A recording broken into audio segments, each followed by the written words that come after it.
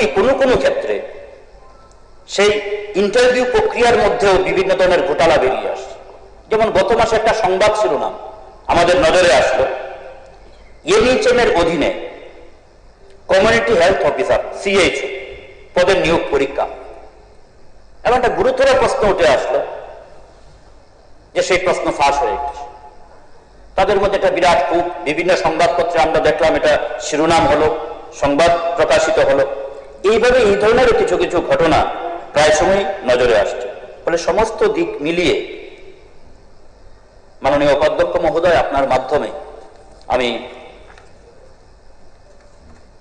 সরকারের কাছে এই দাবি রাখব এবং আশা করব আমরা সবাই মিলে এই প্রস্তাবকে যেমন গ্রহণ করব, তার পাশাপাশি আগামী দিনে কিভাবে আমাদের রাজ্যের বেকারদের যে আশা, যে প্রত্যাশা, হ্যাঁ সবাইকে সরকারি চাকরির ব্যবস্থা করা যাবে না, এটা ঠিক, কিন্তু তারপরে এই অবস্থার মধ্যে দাঁড়িয়ে যতটুকু সুযোগ রয়েছে, সম্ভাবনা রয়েছে, এবং আপনারা তো ডাবল ইঞ্জিন গভর্নমেন্ট, অনেক বেশি ক্ষমতা রয়েছে, স্বাভাবিক ডাবল ইঞ্জিন গভর্নমেন্টের কাছে এই রাজ্যের বেকার যুবকদের, এই রাজ্যের মানুষের চাহিদা তো ডাবল, অনেক বেশি প্রত্যাশা।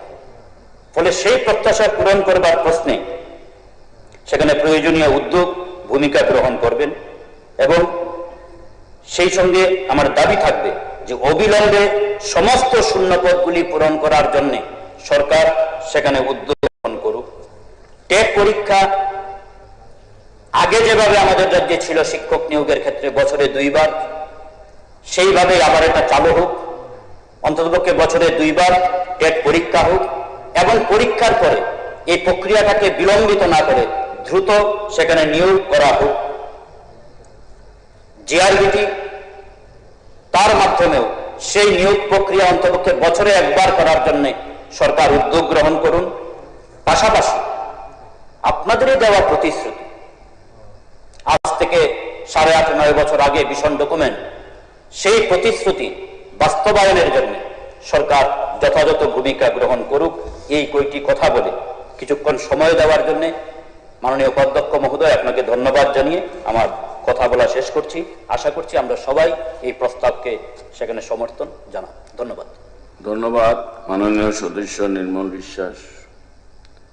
আমি এখন মাননীয় সদস্য দীপঙ্কর সেন বাবুকে বলবো শর্টকাটে বলার জন্য।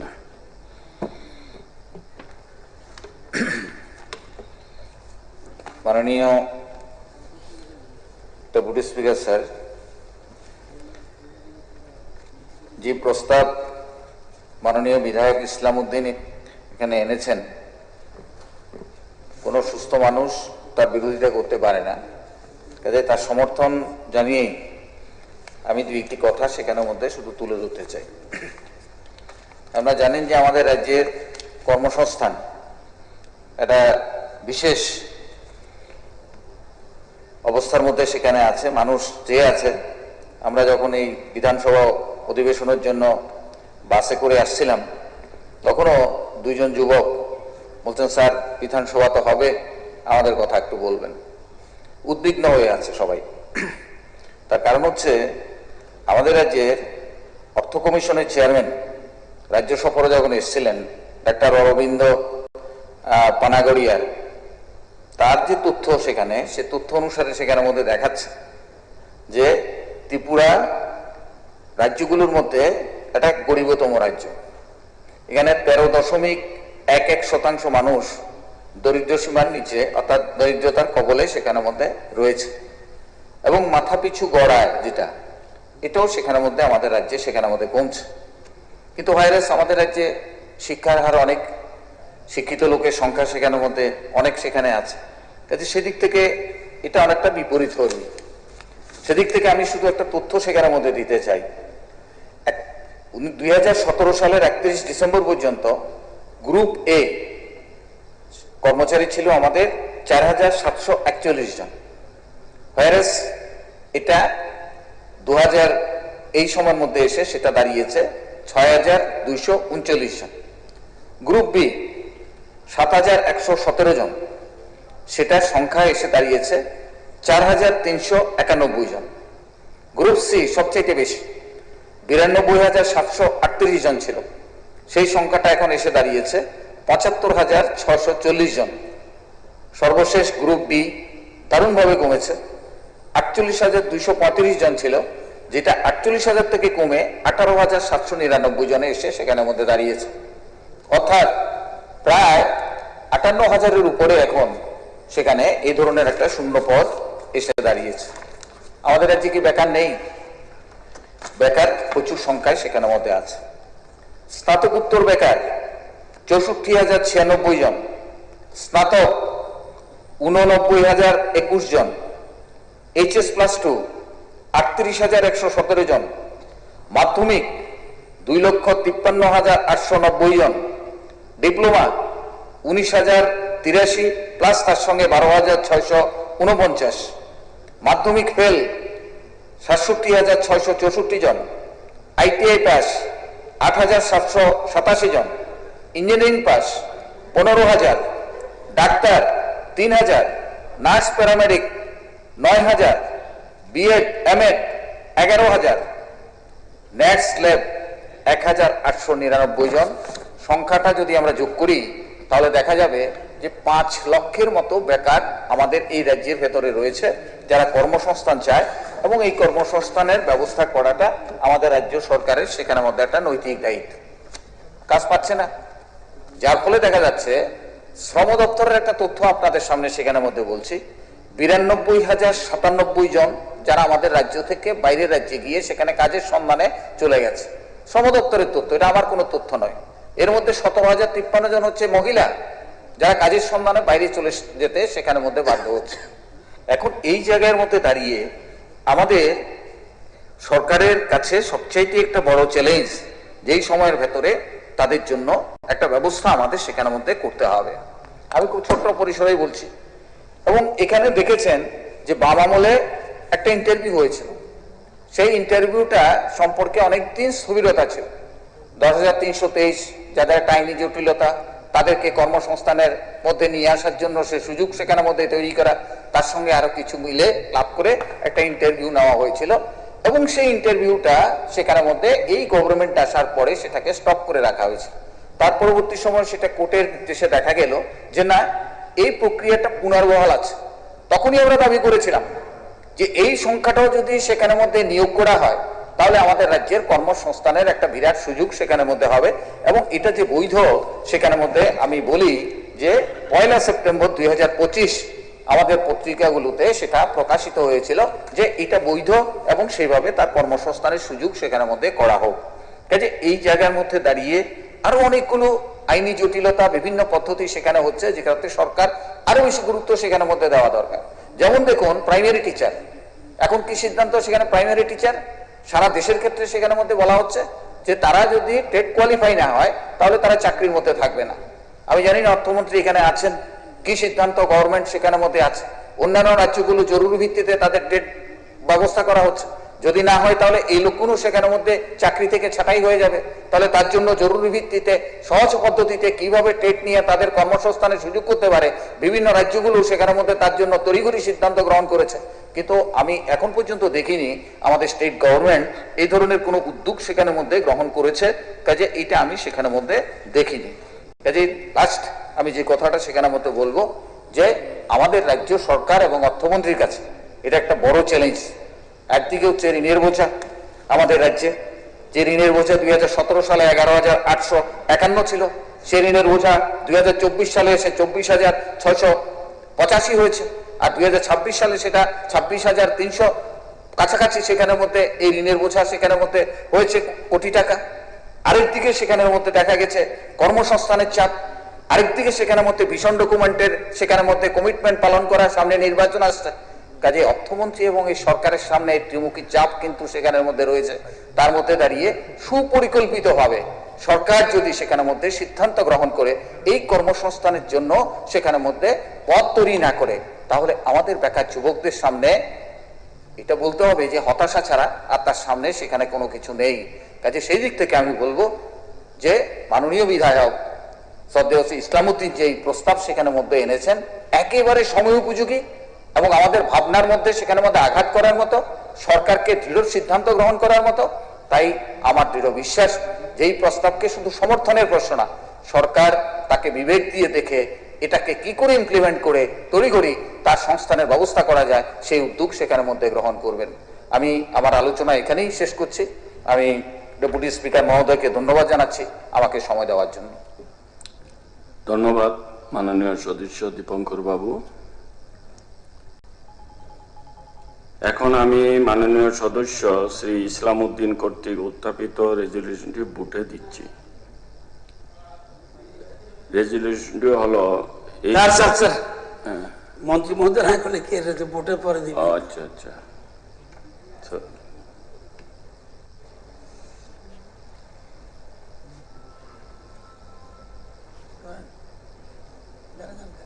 এখন মাননীয় মন্ত্রীকে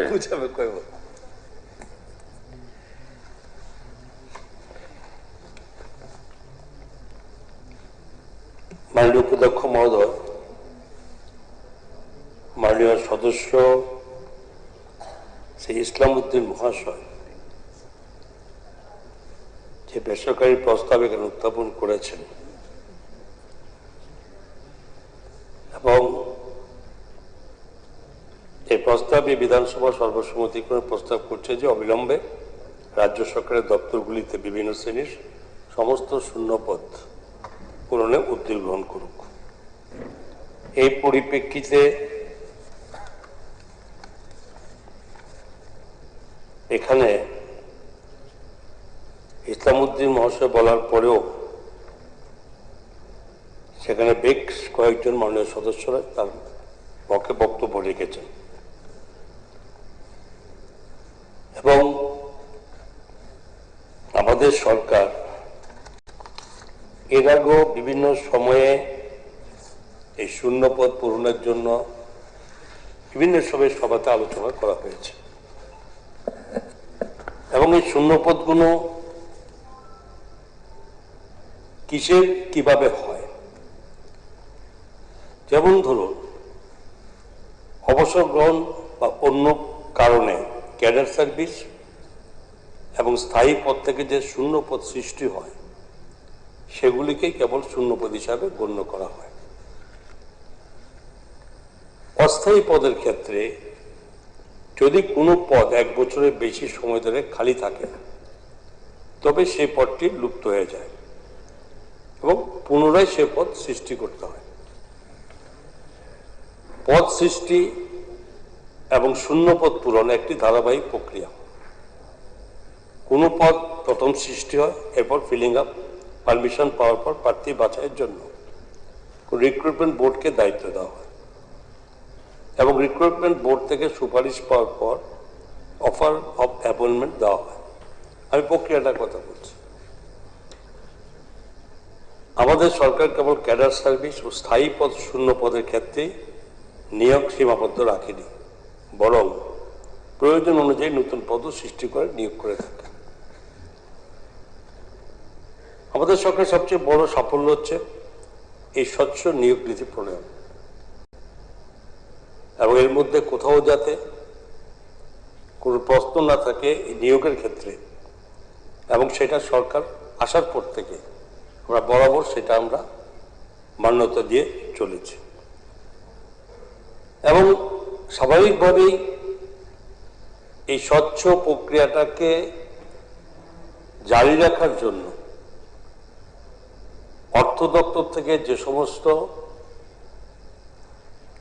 এবং এই ক্রিয়েশন এবং ফিলিং আপগুলো আমরা দিয়ে থাকি সেগুলো বিভিন্ন মাধ্যমে সেগুলো যখন সিলেকশনে তখনই এগুলো হয়। যেমন এখানে আমরা 2018-19 থেকে এই এ গ্রেডে 101 জন আমাদের নিয়োগ পেয়েছে, বি গ্রেডে 1 জন হয়েছে, সি গ্রেডে 981 জন হয়েছে এবং ডি গ্রেডে 87 জন হয়েছে। মোট 1170 জন 2018-19 সালে এটা আমরা নিয়োগ দিতে পেরেছি। 2019-20 সালে এ গ্রেডের 4 জন, বি গ্রেড 3 এবং সি গ্রেডের 917 এবং ডি গ্রেডে 159 জন। এভাবে এখানেও ওই বছরে 1083 জন হয়েছে।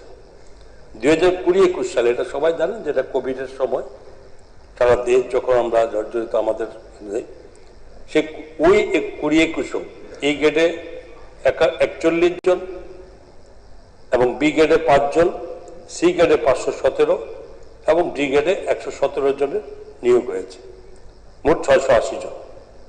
2021-22 সালে এ গ্রেডে 225 জন এবং বি গ্রেডে 14 জন, সি গ্রেডে 2648 জন এবং ডি গ্রেডে 115 জন, মোট 3002 জন সেখানে নিয়োগ প্রাপ্ত হয়েছে। 2022-23 সালে এ গ্রেডে 107 জন এবং বি গ্রুপ গ্রেডে 67, সি গ্রেডে 3425 এবং ডি গ্রেডে 110, টোটাল 3709 জন। 23-24 এ গ্রেডে 35, বি গ্রেডে 215, সি গ্রেডে 3371 এবং ডি গ্রেডে 190, টোটাল 3811। 24-25 এ গ্রেডে 40 জন, বি গ্রেডে 393 এবং সি গ্রেডে 1425 এবং ডি গ্রেডে 2241, মোট 4099 জন। ঠিক তেমনি 2025-26 সালে এ গ্রেডে 321 জন, বি গ্রেডে 445 এবং সি গ্রেডে 2037 এবং ডি গ্রেডে 488, মোট 3291 জন। 26-27 এই মুহূর্ত পর্যন্ত আমাদের কাছে রেকর্ড অনুযায়ী যেখানে এ গ্রেডে 3 জন, বি গ্রেডে 0, সি গ্রেডে 1512 এবং ডি গ্রেডে 5 জন, মোট 1520। এই টোটালি যদি এই গ্রেডকে আমরা টোটাল করি এই পর্যন্ত আমাদের এই সময়কাল পর্যন্ত 877 জন এবং বি গ্রেডে 1143 এবং সি গ্রেডে 16,833 এবং ডি গ্রেডে 3512, টোটাল 22,365 জন অলরেডি যোগাযোগ হয়ে গেছে। নতুন যে এর মধ্যে যেখানে অফার অফ অ্যাপয়েন্টমেন্ট দেওয়া হয়ে গেছে অলরেডি বা টিপিএসসি রিকমেন্ড করেছে এবং যাদের অফার অফ অ্যাপয়েন্টমেন্ট অতি সত্ত্বর দেওয়া হচ্ছে, যেমন 131 জন এগ্রিকালচারাল অফিসার্স এবং 42 জন জেনারেল ডিউটি মেডিকেল অফিসার্স এবং এছাড়া 74 জন সরকারি অধ্যাপককে নিয়োগের প্রস্তাব দেওয়া হয়েছে এবং আরো 127 জন সরকারি অধ্যাপক এবং অফার অফ অ্যাপয়েন্টমেন্ট সুপারিশ করে দেওয়া হয়েছে। এই টোটাল এই সংখ্যার সঙ্গে 374 জন যুক্ত হবে নতুন করে। এবং প্রমোশন পোস্টগুলি এই ভ্যাকেন্সি ফিল আপের মধ্যে নেই। প্রমোশন পোস্টের জন্য পোস্ট ক্রিয়েশনের যেখানে প্রয়োজন হয় সেই ক্ষেত্রে অর্থ দপ্তরের অনুমোদন দেওয়া হয়। প্রমোশন পোস্ট ফিলিং আপের জন্য অর্থ দপ্তরের অনুমোদনের কোনো প্রয়োজন হয় না। এবং বিভিন্ন সময় আমরা আগেও বলেছি, বারবার বলেছি যে এই নিয়োগ নীতির ক্ষেত্রে স্বচ্ছতা ট্রান্সপারেন্সি বজায় রাখার জন্য সরকার আমরা যে সিদ্ধান্ত নেওয়া হয়েছে তাতে স্বাভাবিকভাবে বিগত সময় যেভাবে নিয়োগ প্রক্রিয়া ছিল সেখানে বর্তমান আমাদের সরকারের সেই নিয়োগ প্রক্রিয়া আমরা পরিবর্তন করেছি এবং সেটা অবশ্যই স্বচ্ছতার মাধ্যমে হয়, মেধার ভিত্তির মাধ্যমে হয় এবং যারা এর যোগ্য তারা প্রপারলি ইন্টারভিউর মাধ্যমে কিন্তু তাদের চাকরি পাচ্ছে। কে পাচ্ছে সে পরিচয় তার একমাত্র তার যোগ্যতা তাকে বিবেচিত করে। কে চাকরি পাচ্ছে তাকে নির্দিষ্ট করে কেউ দেওয়ার কোনো সুযোগ এই সরকারের মধ্যে আমাদের রাখেনি। সুতরাং এই চাকরি অনেকে পাচ্ছে, তাদের কোনো পরিচিতি, তাদের ব্যাকগ্রাউন্ড কি সেটা কোনো বিবেচ্য বিষয় সরকারের মধ্যে নেই। সরকার একটা বিবেচ্য বিষয়, যেই যাবত চাকরি পেয়েছে তাদের যোগ্যতা বলে পেয়েছে, কারোর দয়ায় তারা চাকরি পায়নি। আমি মনে করি তারা এই সম্পর্কে যথেষ্টভাবে এভাবে মানসিক একটা শক্তিও তাদের মধ্যে পায়। কারো দয়া দেওয়া এক জিনিস আর কারণ নিজের সক্ষমতা বজায় রেখে যোগ্যতা বজায় রেখে চাকরি পাওয়া সেটা অন্যতম অংশ।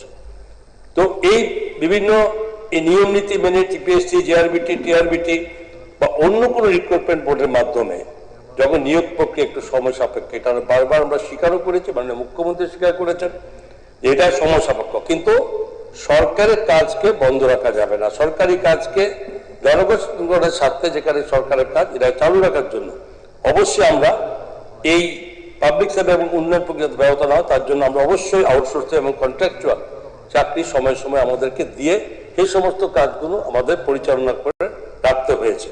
এবং তারও একটা বিবৃতি আমি দিচ্ছি, অনেকে বলেছেন, আমরা নিশ্চয়ই দিয়েছি। যেগুলো নিয়োগ প্রক্রিয়া দেরি হচ্ছে সেখানে সরকারের কাজ চলতে হবে, এবং সেখানে যার জন্য কি হয়েছে আমি আবারও সেটা সংখ্যা 2018-19 থেকে বলছি যে কন্ট্রাকচুয়াল চাকরি 18-19 আমরা 34 জন দিয়েছি, এবং 19-20 476 জন দিয়েছি, এবং 2020-21 1435 জন দিয়েছি, 2021-22 সালে 2769 জনকে দিয়েছি, এবং 2022-23 1560 জনকে দিয়েছি, 2023-24 3694 জনকে দিয়েছি, এবং 2024-25 3349 জনকে দিয়েছি, 2025-26 598 জন দিয়েছি, এবং 2026-27 169 জনকে দিয়েছি। যার টোটাল সংখ্যা 14,084। রেগুলার ছাড়া এগুলো আমি বলেছি তো, এগুলো সমস্ত কন্ট্রাকচুয়াল। আউটসোর্সিং আসুন, সেই 18-19 আমরা 1408 জন দিয়েছি, 2019-20 399 জন দিয়েছি, এবং 2020-21 1610 জনকে দিয়েছি, 2021-22 891 জন, 2022-23 1081, 2023-24 1752, এবং 2024-25 1674, এবং 2025-26 1297, 2026-27 2032। এই টোটাল মিলে আমরা 26,228 জনকে আমাদেরকে এই কন্ট্রাকচুয়াল এবং আউটসোর্সিং আমরা নিযুক্ত করতে হয়েছে। এবং এছাড়াও যেখানে শূন্যপদ কেবলমাত্র এন্ট্রি পোস্টেই থাকে না, কর্মচারী অবসর গ্রহণের পর শূন্যপদ অটোমেটিক্যালি সৃষ্টি হয়। যখন কোনো কর্মচারী অবসরে যান তখন যে পদ থেকে অবসরে যান তা গ্রুপ ডি ব্যতীত অন্য পদ সাধারণত পদোন্নতির মাধ্যমে পূরণ করা সম্ভব। এবং বর্তমান সরকার আমলে পদোন্নতি সংক্রান্ত একটি মামলা মহামান্য সুপ্রিম কোর্টে বিচারাধীন থাকায় অনেকদিন যাবত আমরা পুরো পদোন্নতি প্রক্রিয়া বন্ধ ছিল। কিন্তু আমাদের সরকার ক্ষমতা আসার পর এই প্রমোশন প্রক্রিয়ার জটিলতা নিরসনে আমরা অ্যাডহক প্রমোশন পলিসি আমরা চালু করতে হয়েছে আমাদেরকে, যাতে কর্মচারী কুল একদিকে প্রমোশন পায়, অন্যদিকে যাতে অধিকতর শূন্যপদ এটা সৃষ্টি হয় এবং রাজ্যের বেকারদের কর্মসংস্থানের সুযোগ তৈরি হয়। অ্যাডহক প্রমোশন পলিসির মাধ্যমে যারা প্রমোশন পেয়েছিল তাদেরকে পরবর্তীকালে রেগুলার করা হয়েছে। যেহেতু প্রমোশন রিলেটেড মামলাটা এখন মহামান্য সুপ্রিম কোর্টের বিচারাধীন আছে, তাই আমাদের সরকার আইনত বিষয়গুলো বিবেচনা করে দেখছে যাতে এই মুহূর্তে আইনসম্মতভাবে দ্রুত পদোন্নতি পাওয়া যায়। এছাড়াও যে বর্তমানে যে প্রত্যেকটি দপ্তরে আমাদের কাছে তথ্য মোতাবেক কোন কোন জায়গাতে কোন কোন দপ্তরে কিভাবে নিয়োগের প্রক্রিয়া জারি চলছে, যেমন ধরুন গ্রাম উন্নয়ন দপ্তর টিপিএসসির মাধ্যমে 198 জন জুনিয়র ইঞ্জিনিয়ার এবং ডিগ্রি, 105 জন ডিপ্লোমা এবং 93 জন এই নিয়োগ প্রক্রিয়া চলছে। ডিগ্রিতে 105, ডিপ্লোমাতে 93 জন। এটা জুনিয়র ইঞ্জিনিয়ার ইলেকট্রিক্যাল 8টি পদে, ডিগ্রি এবং 5টি এবং ডিপ্লোমা 3টি। এটা টিপিএস এর মাধ্যমে বর্তমানে চলছে। ত্রিপুরা পুলিশের 6,700টি স্পেশাল এক্সিকিউটিভ পদে অন্তর্ভুক্তি অলরেডি আমাদের অর্থ দপ্তর সেখানে অনুমোদন দিয়ে দিয়েছে, প্রক্রিয়া চলছে। যুব বিষয়ক ও ক্রীড়া দপ্তর youth organiser, junior PI, coach ইত্যাদি 326টি পদ পূরণের প্রক্রিয়া চলছে। পিডব্লিউডি আরএনবি টিএস গ্রেড 5 এই জুনিয়র ইঞ্জিনিয়ার ডিগ্রি এর 195টি পদ এবং TS group 5B junior engineer diploma এর 115টি পদ পূরণের প্রক্রিয়া চলছে। Land records and settlement department, land records and settlement department দপ্তরে অ্যাসিস্ট্যান্ট সার্ভে অফিসার, কানুনগো ও আমিনের 141টি পদের লোক নিয়োগের প্রক্রিয়া চলছে। শিল্প বাণিজ্য দপ্তর 42টি সিনিয়র ইন্সপেক্টর পদে নিয়োগের জন্য বিজ্ঞপ্তি ইতিমধ্যে প্রকাশিত হয়ে গেছে। 6টি এলডিসি, ও 6টি ড্রাইভার পদ পূরণের প্রক্রিয়া চলছে। তাছাড়া এক্সটেনশন অফিসারের 6টি, ফিল্ড অ্যাসিস্ট্যান্ট 38টি, স্টোর কিপারের 4টি পদে নিয়োগের উদ্যোগ নেওয়া হয়েছে। কৃষি দপ্তর এগ্রিকালচার অফিসার 136টি পদ পূরণের প্রক্রিয়া টিপিএসসির মাধ্যমে চলছে। Printing and stationery department machineman, chargeman, রাইন্ডার 15 পদে এটি নিয়োগ প্রক্রিয়া চলছে। এবং স্বরাষ্ট্র দপ্তরের আরেকটা স্বরাষ্ট্র কারা দপ্তরের ওয়ার্ডার, পুরুষ ও মহিলা কম্পিউটার অ্যাসিস্ট্যান্ট ইত্যাদি পদে মোট 283 জনকে নিয়োগের প্রক্রিয়া চলছে। ট্যাক্সেশন এক্সেস অর্গানাইজেশন অর্থ দপ্তরের অধীন কর সংস্থার মধ্যে 3টি সুপারিনটেন্ডেন্ট অফ ট্যাক্সেস এবং 9টি সিনিয়র কম্পিউটার অ্যাসিস্ট্যান্ট পদে টিপিএসসির মাধ্যমে নিয়োগের প্রক্রিয়া বর্তমানে চলছে। কমিশনার অফ এক্সাইজ দপ্তরে টিপিএসসির মাধ্যমে 88টি সাব ইন্সপেক্টর অফ এক্সাইজ পদে নিয়োগের প্রক্রিয়া বর্তমানে চলছে। সেকেন্ডারি এডুকেশন দপ্তরের অধীনে 700টি গ্র্যাজুয়েট টিচার পদে পূরণের প্রক্রিয়া টিচার্স রিক্রুটমেন্ট বোর্ডের মাধ্যমে প্রক্রিয়াধীন। হায়ার এডুকেশন দপ্তর, উচ্চশিক্ষা দপ্তর সরকারি সাধারণ ডিগ্রি কলেজগুলিতে 201টি assistant professor group A gazetted পদে শূন্য পূরণের জন্য টিপিএসসির কাছে রিকুইজিশন পাঠিয়েছে। সম্প্রতি টিপিএসসি তাদের ইন্টারভিউ পার্সোনালিটি টেস্ট পরীক্ষার প্রথম পর্বে সরকারি অধ্যাপক পদের জন্য 74 জন প্রার্থীকে সুপারিশ করেছে এবং ইন্টারভিউ পার্সোনালিটি টেস্টের দ্বিতীয় পর্বের প্রক্রিয়া ইতিমধ্যে শুরু হয়ে গেছে। ইন্সট্রাক্টর মিউজিক কলেজে 19টি পদ পূরণের জন্য জিআরবিটির কাছে পাঠানো হয়েছে। এলিমেন্টারি এডুকেশন দপ্তর 1036টি আন্ডার গ্রাজুয়েট টিচার এবং 1020টি গ্রাজুয়েট টিচার এবং 352টি প্রি প্রাইমারি টিচার নিয়োগের উদ্যোগ নেওয়া হয়েছে। সমাজ কল্যাণ ও সমাজ শিক্ষা দপ্তর 42টি সুপারভাইজার পদ এবং 4টি সিডিপিও পদ পূরণের প্রক্রিয়া টিপিএসসির মাধ্যমে চলছে। রাজস্ব দপ্তর 14টি রেভিনিউ ইন্সপেক্টরের পদ পূরণের প্রক্রিয়া টিপিএসসির মাধ্যমে চলছে। তাছাড়া তহসিলদার, জুনিয়র সার্ভেয়ার, আমিন ও মহলের 240টি পদ পূরণের উদ্যোগ নেওয়া হয়েছে। পানি সম্পদ বিকাশ দপ্তর ভেটেরিনারি অফিসার 110টি পদ পূরণের প্রক্রিয়া টিপিএসসির মাধ্যমে বর্তমানে চলছে। নির্বাচন দপ্তর 36টি জুনিয়র কম্পিউটার অ্যাসিস্ট্যান্ট, 11টি এলটিসি ও 4টি গ্রুপ ডি পদ জিআরবিটির মাধ্যমে নিয়োগ করার প্রক্রিয়া চলছে। পর্যটন দপ্তর অ্যাসিস্ট্যান্ট টুরিস্ট অফিসারের 2টি পদ, এলডিসি 6টি পদ ও গ্রুপ ডি 13টি পদ পূরণের উদ্যোগ নেওয়া হয়েছে। অর্থ পরিসংখ্যান দপ্তর ইনভেস্টিগেটরের 23টি পদ পূরণের উদ্যোগ নেওয়া হয়েছে। জিএপিএনটি ডিপার্টমেন্ট 100টি PA2 পদ পূরণের প্রক্রিয়া টিপিএসসির মাধ্যমে বর্তমানে চলছে। তথ্য ও প্রযুক্তি দপ্তর 220টি অ্যাসিস্ট্যান্ট টেকনিক্যাল অফিসার এবং 2টি সিনিয়র কম্পিউটার অ্যাসিস্ট্যান্ট নিয়োগের প্রক্রিয়া টিপিএসসির মাধ্যমে চলছে। তাছাড়া 7টি এডিসির পদ ও 2টি এমটিএস এর পদ জেআরবিটির মাধ্যমে নিয়োগ করা হবে। একটি ড্রাইভারের পদে নিয়োগ করা হবে। বন দপ্তর 104 জন ফরেস্টার এবং 167 জন ফরেস্ট গার্ড নিয়োগের প্রক্রিয়া বর্তমানে চলছে। খাদ্য দপ্তরের সাব ইন্সপেক্টর এবং assistant, junior store keeper, senior store গার্ডের 56টি পদ পূরণ প্রক্রিয়া বর্তমানে চলছে। তথ্য সংস্কৃতি দপ্তর reporter, LDC, cultural assistant, script writer, folk artist ইত্যাদি পদে 50 জনকে নিয়োগ করা হবে। ডাইরেক্টর অফ ইনস্টিটিউশনাল ফাইন্যান্স দপ্তরে 5টি ইন্সপেক্টর অফ স্মল সেভিংস পদে নিয়োগ করা হবে এবং হোম ফায়ার এমার্জেন্সি সার্ভিসেস দপ্তর 329টি পদে, ফায়ারম্যান 304টি ও ড্রাইভার 25টি নিয়োগ প্রক্রিয়া চলছে। ডাইরেক্টর অফ প্রসিকিউশন 8টি ডেপুটি ডাইরেক্টর ও 1টি ডাইরেক্টর পদ টিপিএসসি এর মাধ্যমে পূরণের প্রক্রিয়ার মধ্যে চলছে। রাজ্য সৈনিক বোর্ডে welfare officer, LDC head clerk পদে 11 জনকে নিয়োগ করা হবে।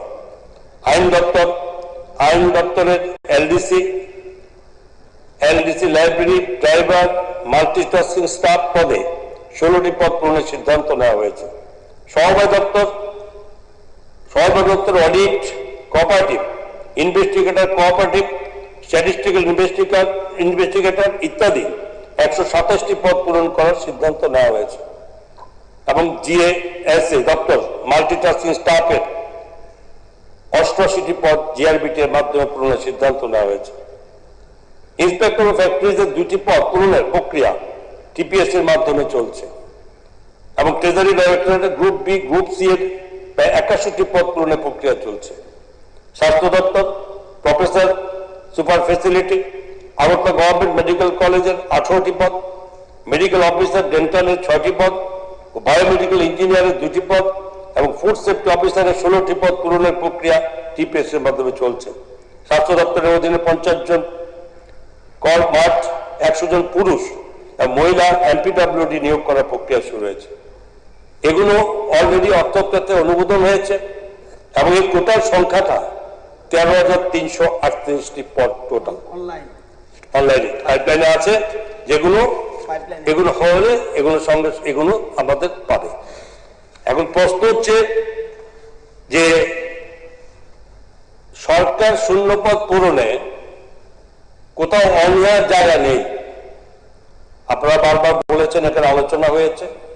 শুধু একটা জায়গায় অবশ্যই আপনারা বলেন, সেটা আমরা অস্বীকারও করি না, যে প্রক্রিয়াতে যে সিস্টেম, যে পদ্ধতি ট্রান্সপারেন্ট করার জন্য, স্বচ্ছতা বজায় রাখার জন্য যে সরকারের যে সিদ্ধান্ত নিয়েছে, তাতে নিয়োগ প্রক্রিয়া একটা বিলম্বিত, এটা অবশ্যই এটা আপনারা বলেন, সেটা আমরা অস্বীকার করি না।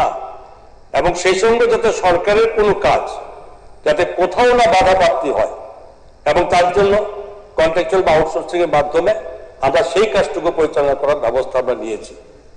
তো এখানে আমরা দিচ্ছি, এরপরে আরো আসবে না, প্রতি মাসে বা বছরের বিভিন্ন সময়ে এখানে রিটায়ারমেন্টে যাচ্ছে, অটোমেটিক্যালি শূন্যপদ আমরা সৃষ্টি হবে এবং সময় যখন এগুলো ঠিক প্রসেস অনুযায়ী কমপ্লিট হবে, তো অটোমেটিক্যালি বাইরে এখন এরকম নয় যে আর এগুলো কেন দেওয়া হচ্ছে না। আসলে এগুলো কমপ্লিট করা, কারণ এখানে যদি আমরা দিয়ে দিই, সবকটা প্রসেস করে যদি দেরি হয়, তাহলে অটোমেটিক্যালি সেগুলো আবার ওই ল্যাপস হয়ে যায়। তো সেই কারণে এগুলো আমরা দফায় যখনই ছাড়ছে, তার সঙ্গে আবার পরে নেক্সট স্টপে আবার সেখানে আমাদের দাঁড় করে দেওয়া হচ্ছে। এবং এগুলো এই শূন্যপদ বা যেখানে রিক্রুটমেন্টের যে প্রশ্নটা আসে, সেটা অবশ্যই ডিপার্টমেন্ট ওয়াইজ অর্থোত্তর আসে। অর্থোত্তর আসার পরে সেগুলো আমরা যদি পদ থাকে ক্রিয়েশন করা হবে, ফিলিং আপের সঙ্গে সঙ্গে আমরা একসঙ্গে দিয়ে দিই। আগে একটা সময় শুধু ক্রিয়েশন করো, আবারও ঘুরে ক্যাবিনেটে আসবো, সেখানে ফিলিং আপের বস্তু থাকতো, সেখানে একটা টাইম আপনার লাগতো অনেক বেশি, যাতে তড়িঘড়ি হয়। ফাইন্যান্স দপ্তরে আমরা সেটা নতুন করে দিচ্ছি ক্যাবিনেটে, যে ফিলিং এবং ক্রিয়েশন এবং ফিলিং আপ একসঙ্গে যাতে ফাইল ডিপার্টমেন্ট গুলো পাঠায় এবং সঙ্গে সঙ্গে ফাইন্যান্স ডিপার্টমেন্ট সেটা ছেড়ে দেয়। এরপরে যে প্রসেস প্রক্রিয়ার মাধ্যমে যায়, তখন কিন্তু ফাইন্যান্স দপ্তরের এই ম্যাটারটার মধ্যে কোন রকম অস্ত্র থাকে না। হ্যাঁ, অনেক এখানে জায়গাতে আমাদের সরকারের তরফ থেকে সেগুলো আমরা অনুমোদন দেওয়া হয়েছে। তেমনি ধরুন এখানে মাননীয় সদস্য ওনারা যা বলেছেন, সবাই একটু রকম প্রস্তাব ইসলামবাবু যেটা রেখেছেন বা আপনাদের যা রেখেছে বা সুদীপবাবু যেন রেখেছে, সবাই মোটামুটি আছে। সুদীপবাবু বলেছেন সবাইকে চাকরি দেওয়া সম্ভব না, এটা আপনারাও বলেছেন, এটাও সত্যি কথা যে ভ্যাকেন্সি আছে বলেই তো আমরা এগুলো আমরা ফিল আপের জন্য দিয়েছি, আসে বলেই তো চাকরি দিচ্ছি। এবং তো আমরা অস্বীকার করছি যে ভ্যাকেন্সি নেই। আজকে এই যে প্রত্যেকটা ডিপার্টমেন্টে যে আমি ব্যাখ্যা দিয়েছি এবং যা করেছি সেটাও বলেছি, এখন এগুলো আমাদের টোটালি সরকার যদি তাকে না দেওয়ার কোনো পরিকল্পনা থাকতো, তাহলে অবশ্যই বারবার এই শূন্যপদ পূরণের জন্য আপনাদের বলা, কোথাও তার কোনো ইয়ে থাকতো না। বলেছেন ঠিক আছে, আমরা করছি, আপনারা চাইছেন না করছি, কিন্তু আমরা করছি না যে শব্দটা হচ্ছে, সেটা তো আমরা সরকার সমর্থন করতে পারি না। তেমনি আমাদের মাননীয় সদস্য রঞ্জিত বাবু একটা কথা বলেছেন যে ব্যাকলগের ব্যাপারে, অবশ্যই যদিও ব্যাকলগ ব্যাপারটা আমাদের ফাইন্যান্স ডিপার্টমেন্টের কাছে এটা আসে না, এটা আসে ডিপার্টমেন্টের কাছে। যে ডিপার্টমেন্টগুলো যদি এখানে কোথাও ব্যাকলগ হয়ে থাকে, সেই ডিপার্টমেন্ট তো আপনি যখন রেখেছেন, আমি এটাও বলি যেটা আমাদের কাছে সরাসরি ফাইন্যান্সের রিপোর্ট থাকে না, তবে এটা অবশ্যই যখন বলেছেন, আমরা আমাদের তরফ থেকে ফাইন্যান্সের তরফ থেকে আমরা সমস্ত কনসার্নিং ডিপার্টমেন্টগুলোকে এই ধরনের ব্যাকলগ থাকলে যাতে এগুলো তারা এগুলো আবার এখানে পাঠায়। আর সেই সঙ্গে এসটি এবং এসসি এই ওয়েলফেয়ার ডিপার্টমেন্টের মাধ্যমে সেগুলো তো এগুলো আসবে। তবে একটা কথা আপনি বলেছেন যে আউটসোর্সিং এর নেওয়া যে নেওয়া হয় তাদের মধ্যে আপনাদের এখানে এসটি যেখানে রোস্টার মেনটেন করা হয় না, যেটা আপনি বলেছেন, এটা ঠিক যে এই যে আউটসোর্সিংটা নেওয়া হয় সেটা কিন্তু একটা কোনো এজেন্সির মাধ্যমে নেওয়া হয়। তো সেখানে এজেন্সি সেখানে ঠিক করে নেয়, তারপরেও আমাদের থাকে যেটা রোস্টার মেনটেন করা যাতে প্রক্রিয়াটা চালু রাখে 31%, 17% যাতে এটা মেনটেন করা হয়। এমন নয় যে সরকার বলে না যে এমনি একতরফা দিয়ে দাও। সেখানে ইন্টারভিউ হয়, তারা করে, যেসব এজেন্সিগুলো শপথের মাধ্যমে করা হয় সেটা কিন্তু মেনটেন করা হয়। তারপরেও আপনি বলছেন যদি হয় এরকম আউটসোর্সিং এর ক্ষেত্রে, সেটাও আগামী সময় আমাদের নেক্সট এটা অবশ্যই আরো ভালো করে ফলো আপ করা হবে। কারণ এখানে কোনো সরকারি চাকরি কি আউটসোর্সিং কি কন্ট্রাকচুয়াল, পার্মানেন্টের কথা ছেড়ে দিন, মানে কম্পালসারি সেখানে রোস্টার মেনটেন করতে হবে, এখানে কোথাও কোনো গ্যাপ দেওয়ার জায়গা নেই। তো সুতরাং এই জায়গার ক্ষেত্রে যদি কোথাও কোথাও তাকে ডিসপুট থাকে, আপনি বলেছেন প্রস্তাব রেখেছেন, সেটা অবশ্যই আমরা এই সময় পরবর্তী সময় আলোচনা করে আমরা দেখে নেব যাতে এটা মেনটেন করা হয়। আমি এই মুহূর্তে বলবো না যে হয় না, কিন্তু আপনি বলেছেন যেহেতু সেটা আমরা মাথায় রাখলাম, সেটা আমরা অবশ্যই আলোচনা করে নেবো কেন কোথায় এটা গ্যাপ হচ্ছে। এবং আমি অর্থের পক্ষ থেকে আমি আমার এই ডিটেলস আমার মানে যা তথ্য তা আমি দিয়েছি আপনাদের কাছে, এবং আমি অবশ্যই বলবো যে এই বেসরকারি প্রস্তাবে যেখানে ইসলামউদ্দিন মহোদয় এনেছেন, আপনাকে অবশ্যই সেটা বলবো যে আপনি এনেছেন এবং সেটা নিয়ে আলোচনা করার দায়িত্ব সরকারের আছে, এবং সরকার তার আপনার যে বক্তব্য রেখেছেন সেটা সরকারের পক্ষ থেকে যত রিপোর্ট সেটা আপনাকে এই সভাকে জানানো এটা আমাদের অবশ্যই কর্তব্য। কিন্তু যে অর্থ নিয়ে আপনারা বলছেন যে শূন্য পদ পূরণ করতে সরকার রাজি হয় না এবং সরকার করছে না, সরকার অবহেলা করছে বা সবাই এটা অবজ্ঞা করছে, সেটা আমরা সেটা মেনে নিতে পারি না। তারপরে বেসরকারি বক্তা যেহেতু বলছেন যে এই বক্তব্য আমি এই বক্তব্য আমি সমর্থন করি না, আমি এটাকে অবশ্যই আমাদের তরফ থেকে আমি এটাকে খারিজ করলাম। মাননীয় অধ্যক্ষ মহোদয়, আমার বক্তব্য আমি এখানে শেষ করলাম। এখন আমি মাননীয় ইসলামউদ্দিন একটু ক্লারিফিকেশন। ঠিক আছে, খুব গুরুত্বপূর্ণ আলোচনা। মাননীয় অর্থমন্ত্রীকে ধন্যবাদ, খুব পরিশ্রম করেছেন নিজেদের পক্ষে যুক্তি টানার জন্য, আপনাকে করতেই হবে, করেছেন, ঠিক আছে। কিন্তু আপনার কিছু যুক্তি দেখিয়েছেন যে ভ্যাকান্সি মানে 1 বছর থাকলেই যদি 1 বছর যদি পরে যদি মধ্যে যদি রিক্রুটমেন্ট না হয় এটা আর থাকে না। আরে শুনুন না, এত অধৈর্য কেন, এত অধৈর্য কেন? আপনি 1 বছরের মধ্যে রিক্রুট করতে পারেন না, this is your failure, it is your failure. কিন্তু এই পদ তো ক্রিয়েট করা হয়েছিল, that was a permanent post. সেই পার্মানেন্ট পোস্ট আপনি 1 বছর নানা কারণে, হতে পারে রিক্রুটমেন্ট বোর্ডের কারণে, হতে পারে আপনি ফাইন্যান্স থেকে রিক্রুটমেন্টের যে ক্লিয়ারেন্স দেননি, হয়নি, এই জন্য এটা অ্যাবলিশ হয়ে গেছে। This is the failure of the government, number 1। Number 2 বলছেন না, এখানে আমাদের প্রস্তাবে, মাননীয় ইসলামউদ্দিন সাহেবের প্রস্তাবে এখানে কোনো রিক্রুটমেন্ট হয় না, কথা বলা হয়নি। বলা হয়েছে বাল্ক অফ ভ্যাকান্সিস এটা পূরণ করা হোক। এই যে আপনি তথ্য দিয়েছেন, হ্যাঁ, তথ্য আপনি একদম অ্যাকুরেট দিয়েছেন।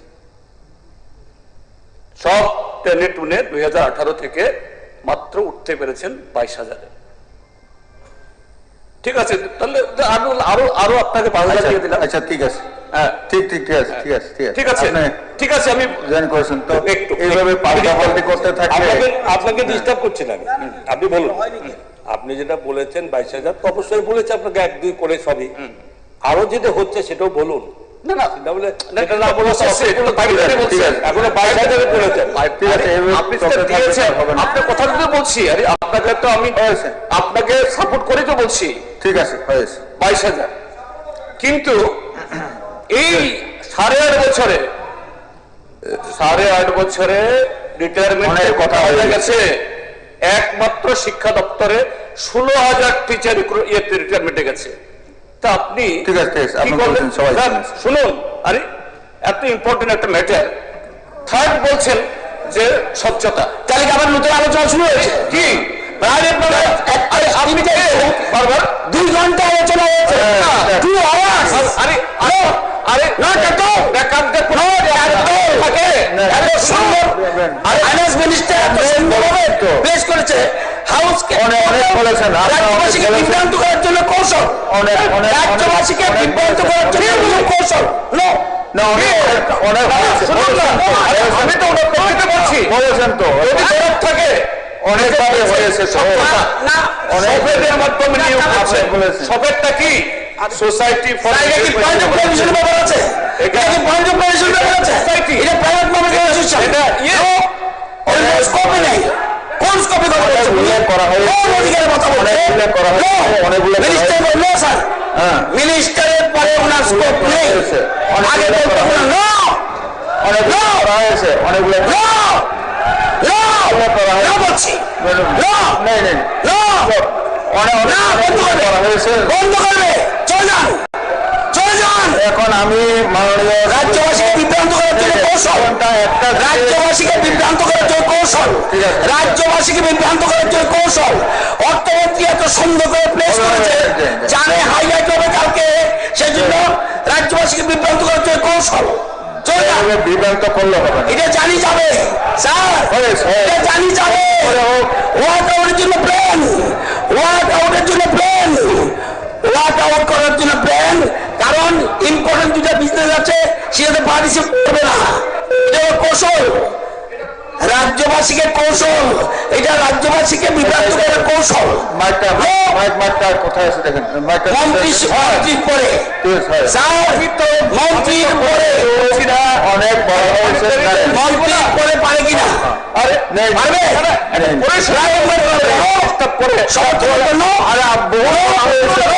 ওনাকে বসেন আপনি।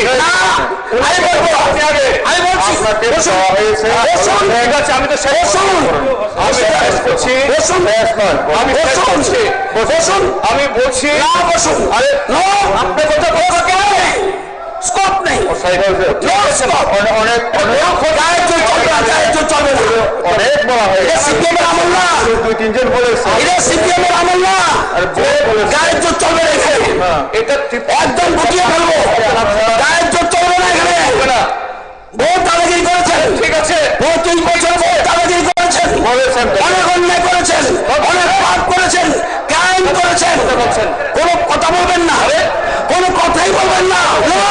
আরে কেউ একদম স্টপ, একদম স্টপ, একদম এলপি সাহেব আরে ওনাকে বলুন না, ওনাকে বলুন আগে, ওনাকে বলুন। এলপি সাহেব বসেন বসেন। এখন আমি মাননীয় সদস্য শ্রী ইসলামউদ্দিন কর্তৃক উত্থাপিত রেজলিউশনটি বুথে দিচ্ছি। রেজলিউশনটি হলো, এই বিধানসভা সর্বসম্মতিক্রমে প্রস্তাব করছে যে অবিলম্বে রাজ্য সরকারের দপ্তরগুলিতে বিভিন্ন শ্রেণীর সমস্ত শূন্য পদ দ্রুত পূরণে উদ্যোগ গ্রহণ করুক। যারা এই প্রস্তাবের পক্ষে আছেন তারা হ্যাঁ বলবেন, যারা এই প্রস্তাবের বিপক্ষে আছেন তারা না বলবেন। আমি মনে করি যারা না বলেছেন তারাই সংখ্যাগরিষ্ঠ।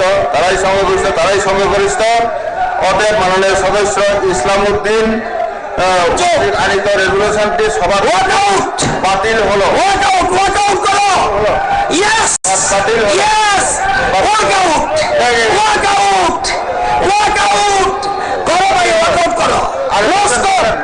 রাজ্যবাসী দেখে যা, আরো রয়েছে রাজ্যবাসী দেখে যা, আরো রয়েছে। থাকো, বসেন। আরে বসেন, শুনেন। অধৈর্য হবেন না, সবাই শুনবেন। দ্বিতীয় রেজলিউশনটি এনেছেন মাননীয় সদস্য শ্রী তফাজ্জল হোসেন। আমি এখন মাননীয় সদস্য শ্রী তফাজ্জল হোসেনকে অনুরোধ করছি ওনার রেজলিউশনটি সবাই উত্থাপন করে আলোচনা শুরু করার জন্য। ধন্যবাদ মাননীয় স্পিকার। আজকে এই পবিত্র বিধানসভায়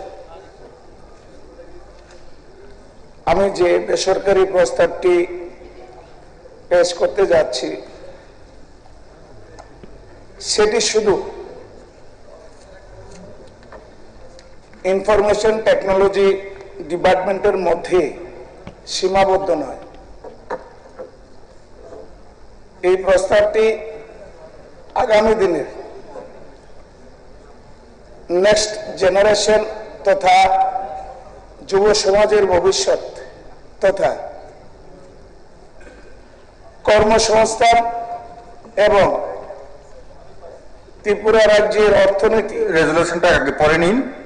পড়ছি স্যার, আগে পড়ে নিন প্লিজ। এটা পড়ে তারপর আপনি পড়ছি স্যার, আগে পড়ে তারপর। এটি আমাদের জন্য আমার উত্থাপিত বেসরকারি প্রস্তাবটি হলো রাজ্যের যুব সমাজের কর্মসংস্থান বৃদ্ধি, তথ্য প্রযুক্তি নির্ভর অর্থনীতি গড়ে তুলতে ত্রিপুরা ইনফরমেশন টেকনোলজির ব্যবস্থাপনার যথাযথ সম্প্রসারণ সহ স্টার্ট আপ হাব গড়ে তোলার লক্ষ্যে ত্রিপুরা সরকার নতুন করে আরো উপযুক্ত কিছু পদক্ষেপ গ্রহণ করুক। আরেকবার বলবো স্যার, তাদেরকে একবারই যথেষ্ট। এরপরে প্রথম পড়ে তারপরে শুরু করেন। আচ্ছা, আপনার কি যুক্তি আছে বলুন। আচ্ছা,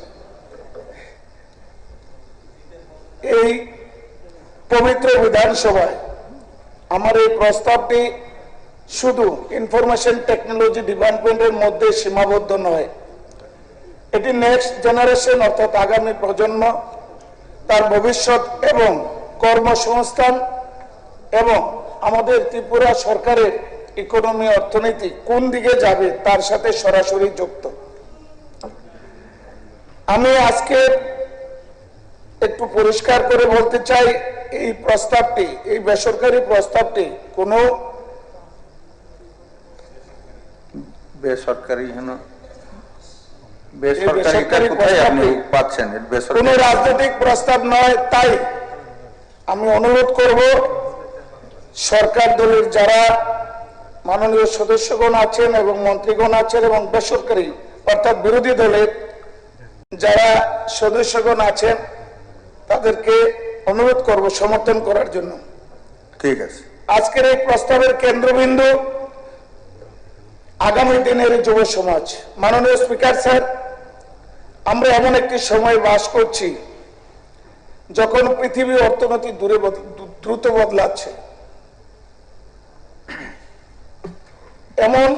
এমন একটা সময় ছিল শিল্প বলতে বোঝানো হতো factory, machinery, land, physical production.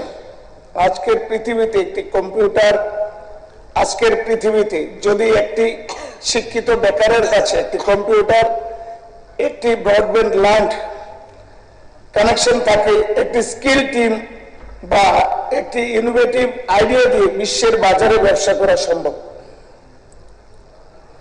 আজ একজন তরুণ আগরতলায় বসে আমেরিকার একটি কোম্পানির জন্য সফটওয়্যার তৈরি করতে পারে, একজন যুবক কমলপুর কৈলাস শহর বসেও গ্রাফিক ডিজাইন তৈরি করতে পারে এবং কাজ করতে পারে, একজন তরুণী ত্রিপুরায় বসে দেশের অন্য প্রান্তের কাস্টমারের জন্য প্রফেশনাল সার্ভিস দিতে পারেন। অর্থাৎ কর্মসংস্থানের জন্য সবসময় কর্মস্থানের কাছে যেতে হবে, এই পুরনো ধারণাটি এই টেকনোলজির জমানায় এসে ভেঙে দিয়েছে। এটাই আমাদের বড় সুযোগ। ভারতের পরিবর্তিত অর্থনীতির দিকে যদি আমরা তাকাই, ভারতের পরিবর্তিত অর্থনীতি মানে কি? মাননীয় স্পিকার স্যার, আমরা ভারতবর্ষ স্বাধীন হয়েছে, আমরা 80 বছরে পা দিয়েছি।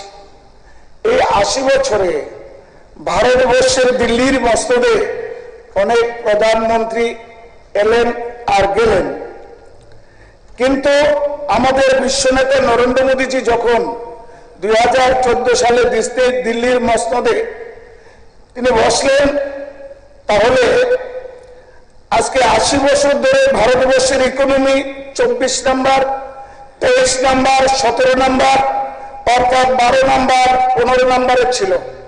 যখন আমার যশস্বী প্রধানমন্ত্রী নরেন্দ্র মোদীজি 2014 সালের পর আজকের দিনে ওনার অক্লান্ত পরিশ্রম এবং টার্গেটের জন্য ভারতবর্ষের ইকোনমি অর্থনীতি এখন 4 নম্বরে পৌঁছেছে। তার কারণ আজ ভারত বিশ্বের অন্যতম গুরুত্বপূর্ণ টেকনোলজি এবং স্টার্টআপ ইকোসিস্টেমে পরিণত হয়েছে। তার জন্য আমার নরেন্দ্র মোদীজির যে দূরদর্শী নেতৃত্ব, তার জন্য আজকে ভারতবর্ষ অর্থনীতিতে 4 নম্বরে। সরকারি তথ্য অনুযায়ী 31শে মার্চ 2026 পর্যন্ত দেশে ডিপিআইআইটি দ্বারা স্বীকৃত প্রায় 2 লক্ষের উপরে স্টার্টআপ স্বীকৃতি পেয়েছে। এই 2 লক্ষ স্টার্টআপের মাধ্যমে 23 লক্ষ ভারতবর্ষের বেকারের কর্মসংস্থান হয়েছে।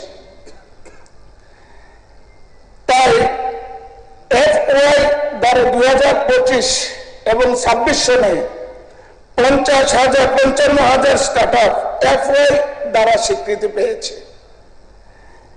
তাই 2024 সালে শেষ নাগাদ ভারতবর্ষে স্টার্টআপ 51%-এরও বেশি 2 টায়ার 3 টায়ার শহর থেকে এসছে। আজকের দিনে অর্থাৎ স্টার্টআপের জন্য ব্যাঙ্গালোর, হায়দ্রাবাদ, বোম্বাই, গুজরাট, দিল্লির প্রয়োজন নেই। আমাদের আগরতলার মতো ছোট শহরে স্টার্টআপ হাব তৈরি করা যায়। সুতরাং ইনফরমেশন টেকনোলজি এখন আর কেবল কম্পিউটার সায়েন্স গ্রাজুয়েটদের বিষয় নয়। কমার্সের ছাত্ররাও সেটা করতে পারে, আর্টসের ছাত্ররাও সেটা করতে পারে, সায়েন্সের ছাত্ররাও করতে পারে, পলিটেকনিক্যালের ছাত্ররাও করতে পারে, সাধারণ গ্রাজুয়েট সকলের জন্য টেকনোলজি বেসড এমপ্লয়মেন্ট এর দরজা খুলেছে। আমাদের কাজ হলো এই দরজাটি ত্রিপুরা যুবকদের সামনে আরো বেশি করে খুলে দেওয়া। মাননীয় স্পিকার স্যার, আমি অত্যন্ত আনন্দের সঙ্গে বলতে চাই যে আমাদের রাজ্যে সরকার এই বিষয়ে সদর্থক চিন্তা ভাবনা করছেন। আইটি সেক্টরকে এগিয়ে নিয়ে যেতে ইতিমধ্যে রাজ্য সরকার বেশ কিছু গুরুত্বপূর্ণ উদ্যোগ গ্রহণ করেছেন। যেমন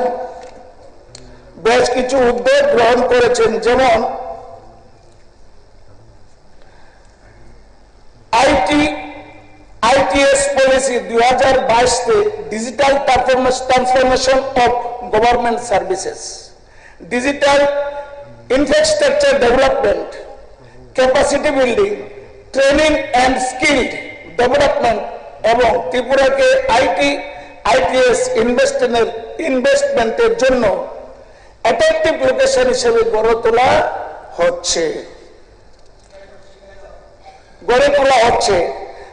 আমার এই প্রস্তাবের মূল লক্ষ্য হচ্ছে এই 7টি স্তম্ভকে এক জায়গায় নিয়ে আসা। আমি এই হাউস থেকে ত্রিপুরা সরকারের কাছে প্রস্তাব রাখতে চাই, আগরতলা একটি পূর্ণাঙ্গ Tripura startup and innovation hub স্থাপন করা হোক। রাজ্যে একজন তরুণ যেন এটা না বলতে পারে যে আমার একটা আইডিয়া আছে, একজন তরুণ যেন বলতে পারে আমার একটা কোম্পানি আছে। শুধু আগরতলা কেন্দ্রিক আইটি ডেভেলপমেন্ট করলে চলবে না।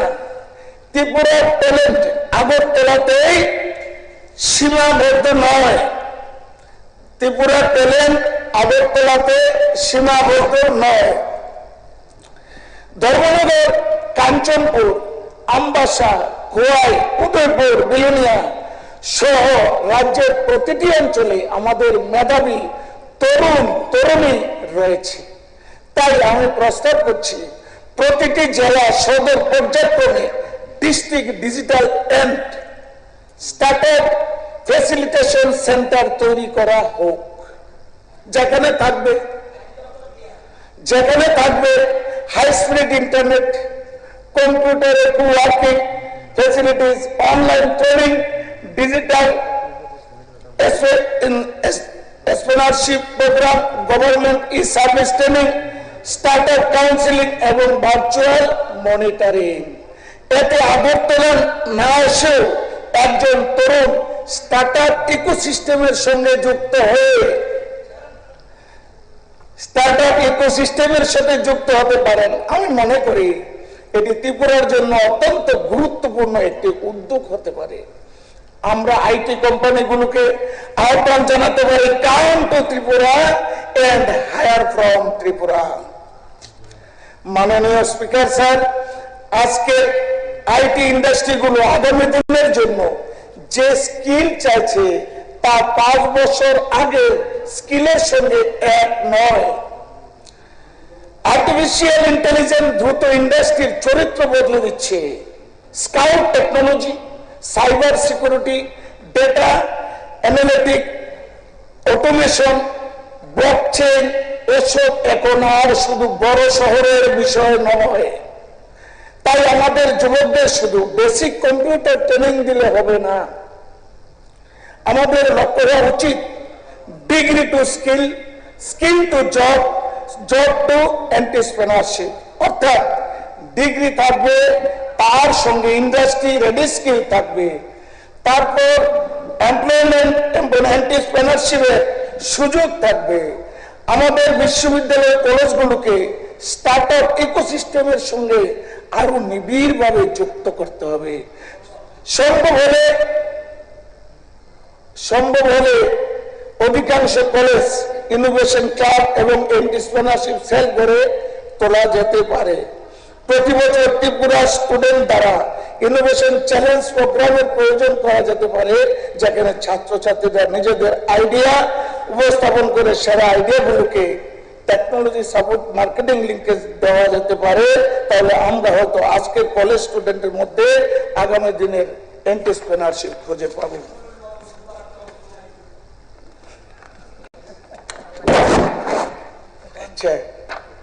আমাদের 10টার লক্ষ্য শুধু বলে শেষ করবো মাননীয় স্পিকার স্যার। আচ্ছা, লাস্ট, আমি বিশ্বাস করি আমাদের সামনে দুটি পথ রয়েছে। একটি হলো আমরা বলবো ত্রিপুরা ছোট রাজ্য, আমাদের সুযোগ কম, আর অন্যটি হলো আমরা বলবো ত্রিপুরা ছোট রাজ্য, তাই আমরা স্মার্ট টেস্ট হব। আমাদের কাছে বড় মেট্রোপলিটন সিটি নেই, কিন্তু আমাদের কাছে মেধাবী যুবক আছে, আমাদের কাছে শিক্ষিত তরুণ প্রজন্ম আছে, আমাদের কাছে ইংলিশ এবং কম্পিউটার লিটারেচার একটি শক্তি ভিত্তি আছে, আমাদের কাছে প্রাকৃতিক সৌন্দর্য আছে, আমাদের কাছে শান্তিপূর্ণ পরিবেশ আছে, আমাদের কাছে নর্থ ইস্টের গেটওয়ে হওয়ার সম্ভাবনা আছে। তাই এই প্রস্তাবটি ত্রিপুরা যুব সমাজের হয়ে এখানে আমি উত্থাপন করেছি। একজন তরুণী যেন নিজের বাড়ি থেকে একটি ডিজিটাল এন্টারপ্রাইজ পরিচালনা করতে পারে, একজন কলেজ স্টুডেন্ট যেন গ্রাজুয়েশনের আগে নিজের স্টার্টআপের স্বপ্ন দেখতে পারেন। আর সব থেকে বড় কথা, আমাদের ছেলেমেয়েরা যেন ত্রিপুরা থেকে পৃথিবীর সঙ্গে যুক্ত হতে পারেন। এটি একটি সময় ছিল যখন আমরা বলতাম চাকরি কোথায়। আমি চাই আগামী দিনে আমাদের যুবকরা বলুক, চাকরি চাই না, আমি একটি এন্টারপ্রাইজ তৈরি করতে চাই। আমি চাই এমন একটি দিন আসুক দেশের অন্য প্রান্তের তরুণরা কাজের সন্ধানে ত্রিপুরা আসে। একটি সময় ছিল যখন আমরা অন্য রাজ্যের ডেভেলপমেন্টের মডেল অনুসরণ করতাম, কিন্তু আমি চাই আগামী দিনে অন্য রাজ্য থেকে ত্রিপুরার মডেল আসুক। মাননীয় স্পিকার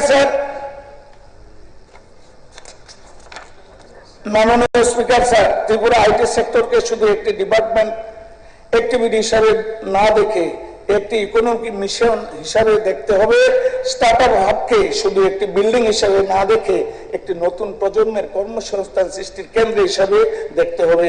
আর আমাদের যুব সমাজকে শুধু চাকরির প্রার্থী হিসাবে না দেখে future entrepreneur, innovator or employer এবং গ্লোবাল প্রফেশনাল হিসেবে দেখতে হবে।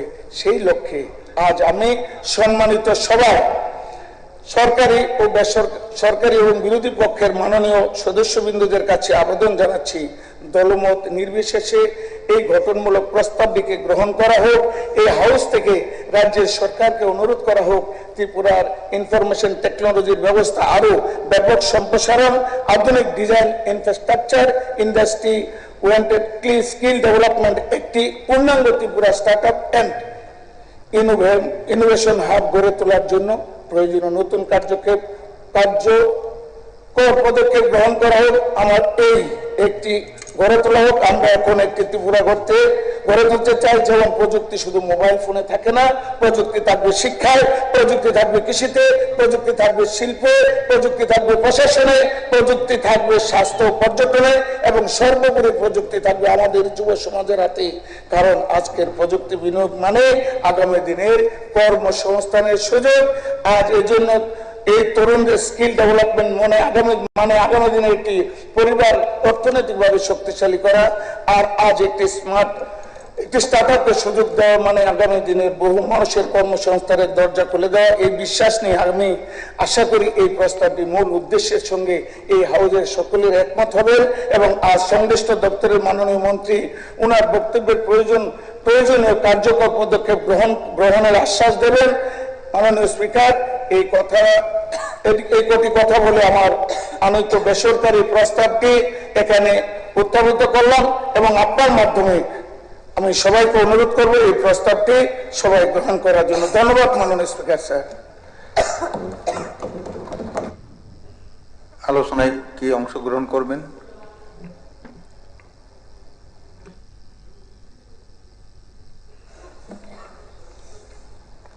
মাননীয় স্পিকার স্যার, আজ মাননীয় সদস্য শ্রী ত্রপাদ্দল লুসান মহাশয় প্রাইভেট মেম্বার রেজলিউশনের যে প্রস্তাবটি উত্থাপন করেছেন, রাজ্যের যুব সমাজের কর্মসংস্থান বৃদ্ধি ও তথ্য প্রযুক্তি নির্ভর অর্থনীতি গড়ে তুলতে ত্রিপুরায় ইনফরমেশন টেকনোলজির ব্যবস্থাপনার যথাযথ সম্প্রসারণ সহ স্টার্টআপ গড়ে তোলার লক্ষ্যে রাজ্য সরকার আরও উপযুক্ত পদক্ষেপ গ্রহণ করুক। আমি এই প্রস্তাবকে সম্পূর্ণরূপে সমর্থন করছি। এই সমর্থনের সঙ্গে আমি আমার কয়েকটা যুক্তি এটাকে আরো যাতে শক্তিশালী করা যায়, এবং বর্তমানে আমাদের ত্রিপুরার সরকারের যে তথ্য প্রযুক্তি দপ্তর রয়েছে সেখানে আমরা কোন জায়গায় রয়েছি এবং আগে কি কি করা যেতে পারে তার আমি কয়েকটা সাজেশন দিচ্ছি। তথ্য প্রযুক্তির যুগে ত্রিপুরার মতো একটি রাজ্যে IT enabled services, startup, artificial intelligence, data analytics, cyber security, BPO এবং ই কমার্স এবং ডিজিটাল সার্ভিসের মাধ্যমে নতুন কর্মসংস্থানের সৃষ্টি যথেষ্ট সম্ভাবনা রয়েছে। কিন্তু প্রশ্ন হচ্ছে, স্টার্টআপ হাব এর ঘোষণা করলে কি যুবকদের কর্মসংস্থান হবে? তার জন্য একটি সম্পূর্ণ আইটি ইকোসিস্টেম গড়ে তোলা দরকার। আমি মনে করি আমাদের আলোচনার কেন্দ্রবিন্দু হওয়া উচিত ঘোষণা নয়, কতজন যুবকের স্থায়ী ও পদমর্যাদাপূর্ণ কর্মসংস্থানের সৃষ্টি হলো সেটি। প্রথমত, আইটি শিক্ষার সঙ্গে কর্মসংস্থানের সরাসরি সংযোগ তৈরি করতে হবে।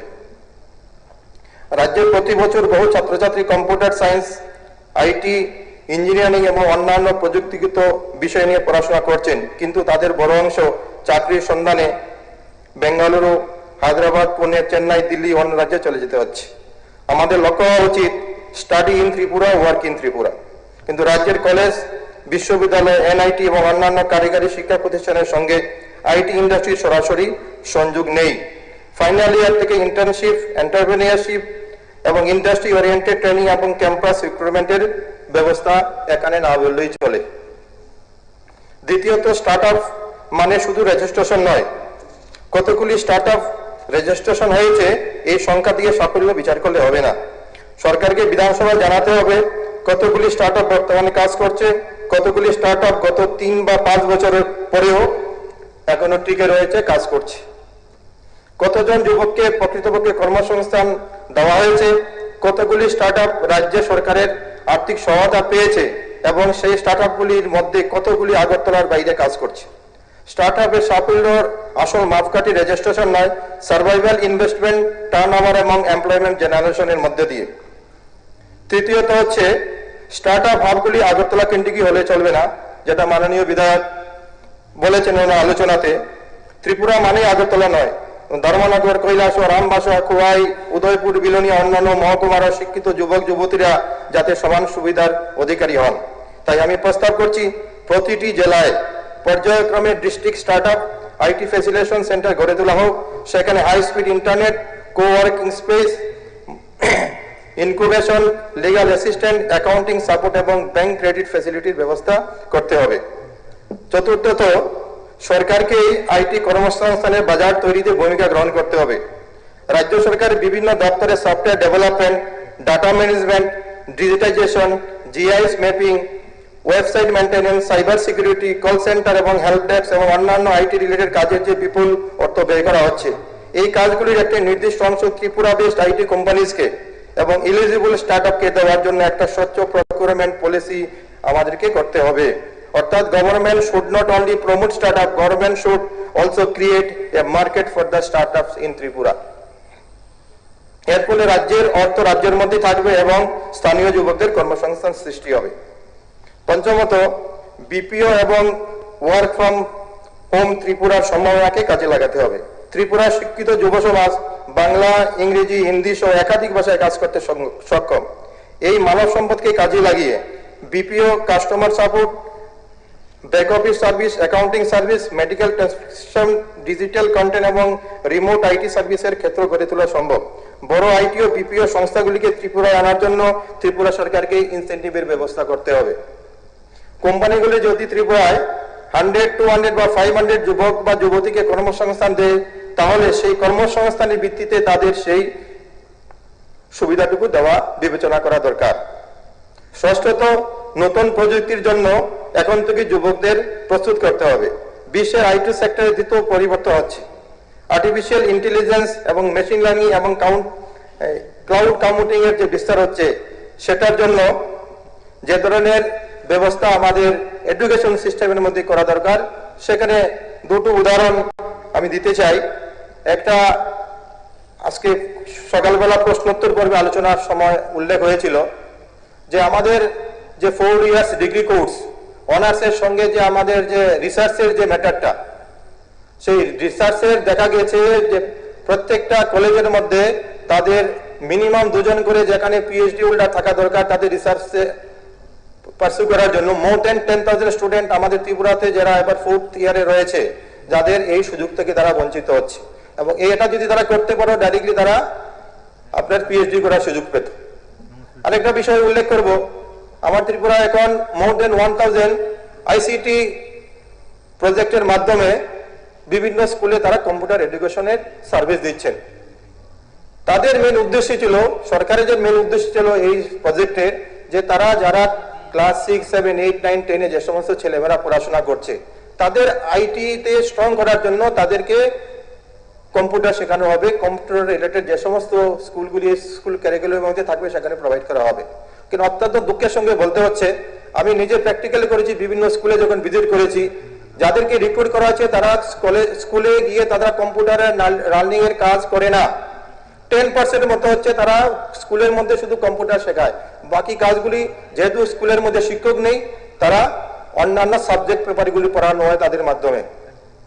যখন স্কুলে ভিজিট করার সময় এই আইসিটি টিচারদেরকে জিজ্ঞেস করি, তখন বলছে এখানে স্কুলের শিক্ষক নেই, হেডমাস্টার মশাই আমাকে এই দায়িত্ব দিয়েছে, তাই আমি কম্পিউটার পড়াচ্ছি না, আমি এই ক্লাসগুলি করাচ্ছি। শুধু তাই নয়, এই তাদেরকে 11 মাসের জন্য রিক্রুটমেন্ট করা হচ্ছে, কখনো কখনো 2 মাস 3 মাস পরে তাদেরকে বেতন দেওয়া হচ্ছে। এইভাবে যদি আমাদের বাস্তব অবস্থা হয়, তাহলে আমরা এই যে আইটির কথা বলছি, হাবের কথা বলছি, ইনফ্রাস্ট্রাকচার ডেভেলপমেন্টের কথা বলছি, কল সেন্টারের কথা বলছি, সেটা হবে কি করে? সেই জন্য বাস্তবের দিকে আমাদের দেখতে হবে। তো উনি যে প্রপোজালটা দিয়েছেন, এটা খুব সময় উপযোগী, খুব ভালো প্রপোজাল, কিন্তু শুধুমাত্র সেটা পেপারের মধ্যে করলে হবে না, সেটা যাতে বাস্তবে সেটা করার জন্য আমাদের সরকার যাতে সদর্থক ভূমিকা গ্রহণ করে, সেই আবেদনটুকু রেখে এই প্রস্তাবকে সমর্থন করে আমার চলে এখানে শেষ করছি। নমস্কার। এখন পরবর্তী কেউ যদি আলোচনা কিছু না থাকে তাহলে পরে বুটে দিচ্ছি। মিনিস্টার কনসার্ন মিনিস্টার করুন, বলেন। মাননীয় অধ্যক্ষ মহোদয়, আজকে একটি প্রাইভেট রেজুলেশন এনেছেন মাননীয় বিধায়ক শ্রী তপজ্জল হোসেন। এ কর্তৃক আনিত জনহিতকর প্রস্তাব রাজ্যের যুব সমাজের কর্মসংস্থান বৃদ্ধি ও তথ্য প্রযুক্তি নির্ভর অর্থনীতি গড়ে তুলতে ত্রিপুরায় ইনফরমেশন টেকনোলজি ব্যবস্থাপনার যথাযথ সম্প্রসারণ সহ স্টার্ট হাব গড়ে তোলার লক্ষ্যে ত্রিপুরা সরকার নতুন করে আরো উপযুক্ত কিছু পদক্ষেপ গ্রহণ করবে। বর্তমান সময়ে অত্যন্ত খুব গুরুত্বপূর্ণ এই বেসরকারি প্রস্তাব মাননীয় বিধায়ক তপজুল হোসেন এনেছেন এবং যেভাবে উনি এখানে বক্তব্য রেখেছেন, এটা আমার ব্যক্তিগত পক্ষ থেকে, সরকারের আইটি দপ্তরের পক্ষ থেকে আমি উত্তরদের হার্দিক অভিনন্দন, শুভেচ্ছা জানাচ্ছি যে এত সুন্দরভাবে যুব সমাজের জন্য এই আইটি সেক্টরকে নিয়ে উনি বক্তব্য রেখেছেন। তো আপনার সদয় অনুমতি ক্রমে মাননীয় মুখ্যমন্ত্রী ডক্টর মানিক সাহা মহোদয়ের নেতৃত্বাধীন ত্রিপুরা সরকার রাজ্যের তথ্য প্রযুক্তি এবং তথ্য প্রযুক্তি নির্ভর পরিষেবা, ডিজিটাল শাসন ব্যবস্থা, স্টার্ট আপ, এই ইকোসিস্টেমের উন্নয়নে যে পদক্ষেপগুলো গ্রহণ করেছে এবং ত্রিপুরার শিক্ষিত যুব সমাজের জন্য সুনিশ্চিত কর্মসংস্থান উদ্যোক্তার সুযোগ সৃষ্টি করতে ভবিষ্যতে যে পরিকল্পনা গ্রহণ করা হয়েছে সে প্রশ্নের উত্তর দেওয়ার জন্য আমার বক্তব্য এখানে রাখছি। এখানে মাননীয় সদস্য শৈলেন্দ্রবাবু এখানে বক্তব্য রেখেছেন, উনি কিছু প্রস্তাবও রেখেছেন, তো আমি ওনাকে ধন্যবাদ জানাই। মাননীয় প্রধানমন্ত্রী শ্রী নরেন্দ্র মোদীজির দূরদর্শী নেতৃত্বে ডিজিটাল ইন্ডিয়া কর্মসূচি এই প্রযুক্তিকে শুধুমাত্র পরিকাঠামোর বিষয় হিসাবেই সীমাবদ্ধ না রেখে স্বচ্ছ শাসন ব্যবস্থা, অন্তর্ভুক্তিমূলক উন্নয়ন এবং নাগরিক ক্ষমতায়নের একটি শক্তিশালী হাতিয়ারে রূপান্তরিত করেছে। এই দৃষ্টিভঙ্গি থেকে অনুপ্রাণিত হয়ে আমাদেরও ত্রিপুরা রাজ্যে মাননীয় মুখ্যমন্ত্রী অধ্যাপক ডক্টর মানিক সাহা মহোদয়ের দক্ষ নেতৃত্বে আমাদের সরকার ডিজিটাল ত্রিপুরা গড়ে তুলেছে, এমন এক ত্রিপুরা যেখানে প্রযুক্তি সরকারকে নাগরিকের সঙ্গে এবং শিক্ষাকে সুযোগের সঙ্গে এবং উদ্ভাবনকে উদ্যোগের সঙ্গে এবং প্রতিভাবান যুব সমাজকে নিশ্চিত কর্মসংস্থানের সঙ্গে সংযুক্ত করবে। ডিজিটাল ত্রিপুরা শুধুমাত্র কম্পিউটারাইজেশনের নাম নয়, এটা একটি প্রত্যেকটি নাগরিকের জন্য ডিজিটাল শাসন ব্যবস্থা, প্রতিটি প্রতিষ্ঠানের জন্য সংযোগ, প্রতিটি জেলার জন্য সুযোগ এবং সমগ্র রাজ্যের জন্য প্রযুক্তি নির্ভর উন্নয়ন নিশ্চিত করাই আমাদের অঙ্গীকারের প্রতিফলন। স্বাভাবিকভাবেই যে বর্তমানে আমাদের সরকারের এই নেতৃত্বে আইটি সেক্টরকে কিভাবে যুব সমাজের জন্য আমরা এগিয়ে নিয়ে চলেছি, তার আগে ছোট্ট করে আমরা এখানে সরকার আসার আগে তাও একটা কিছু পরিচিতি এই সভায় রাখা উচিত। মাননীয় মুখ্যমন্ত্রী রাজ্যের সামগ্রিক উন্নতি যে ধরাপথের পরিপ্রেক্ষিতে 2018 সালের পূর্ববর্তী পরিস্থিতি আমাদের এখানে কি ছিল, এটা অত্যন্ত গুরুত্বপূর্ণ আলোচনা। 2018 সালের পূর্বে ত্রিপুরায় কম্পিউটারাইজেশন এবং তথ্য প্রযুক্তির ব্যবহার সংক্রান্ত কয়েকটি উদ্যোগ গ্রহণ করা হয়েছিল, তবে সেই উদ্যোগগুলি সুনির্দিষ্টভাবে প্রয়োগ হয়নি, যার মাধ্যমে আইটি এবং আইটি এনেবল সার্ভিস রাজ্যের তরুণ প্রতিভাবান এই যুবকদের জন্য কর্মসংস্থান, বিনিয়োগ ও উদ্যোক্তা সৃষ্টির একটি গুরুত্বপূর্ণ চালচিত্রে পরিণত হতে পারত বা করা হয়নি। এবং এই সীমিত পরিসরে কিছু কম্পিউটারাইজেশন উদ্যোগ থাকলেও বেসরকারি ক্ষেত্রে কর্মসংস্থান বিনিয়োগের জন্য আইটিএটিএসকে একটি গুরুত্বপূর্ণ অগ্রাধিকারমূলক ক্ষেত্র হিসেবে গড়ে তোলা সম্ভব হয়নি। এবং এই কারণেই, যেটা আমরা সুরেন্দ্রবাবু বলেছেন, এই কারণে তখন থেকেই যে আইটি সেক্টর যারা আমাদের এখানকার রাজ্যের ছেলেমেয়েরা পড়াশোনা করেছে তাদের অধিকাংশ তাদের সেই যুবক যুবতী কিন্তু রাজ্যে না থেকে তারা সেই কাজের সুযোগ নেওয়ার জন্য এই দেশের বিভিন্ন বড় বড় সিটিগুলো যেখানে আইটি সেক্টর গড়ে রয়েছে সেখানে তারা জড়ো হয়েছে। একটি প্রাণবন্ত স্টার্ট আপ ইকোসিস্টেম, যার জন্য সুসংগঠিত ইনকিউবেশন বা প্রাথমিক অর্থায়ন, বিনিয়োগকারীদের সঙ্গে সংযোগ এবং রাজ্যের সঙ্গে সংযোগ, এসবের কোনো সুসংহত ব্যবস্থা তখনও গড়ে করেনি। প্রযুক্তি সংস্থা বিপিও, কেপিও এর অন্যান্য আধুনিক জনভিত্তিক শিল্পকে ত্রিপুরা আকৃষ্ট করার জন্য একটি সুসংগত দীর্ঘমেয়াদী কৌশলও প্রতিষ্ঠিত হয়নি।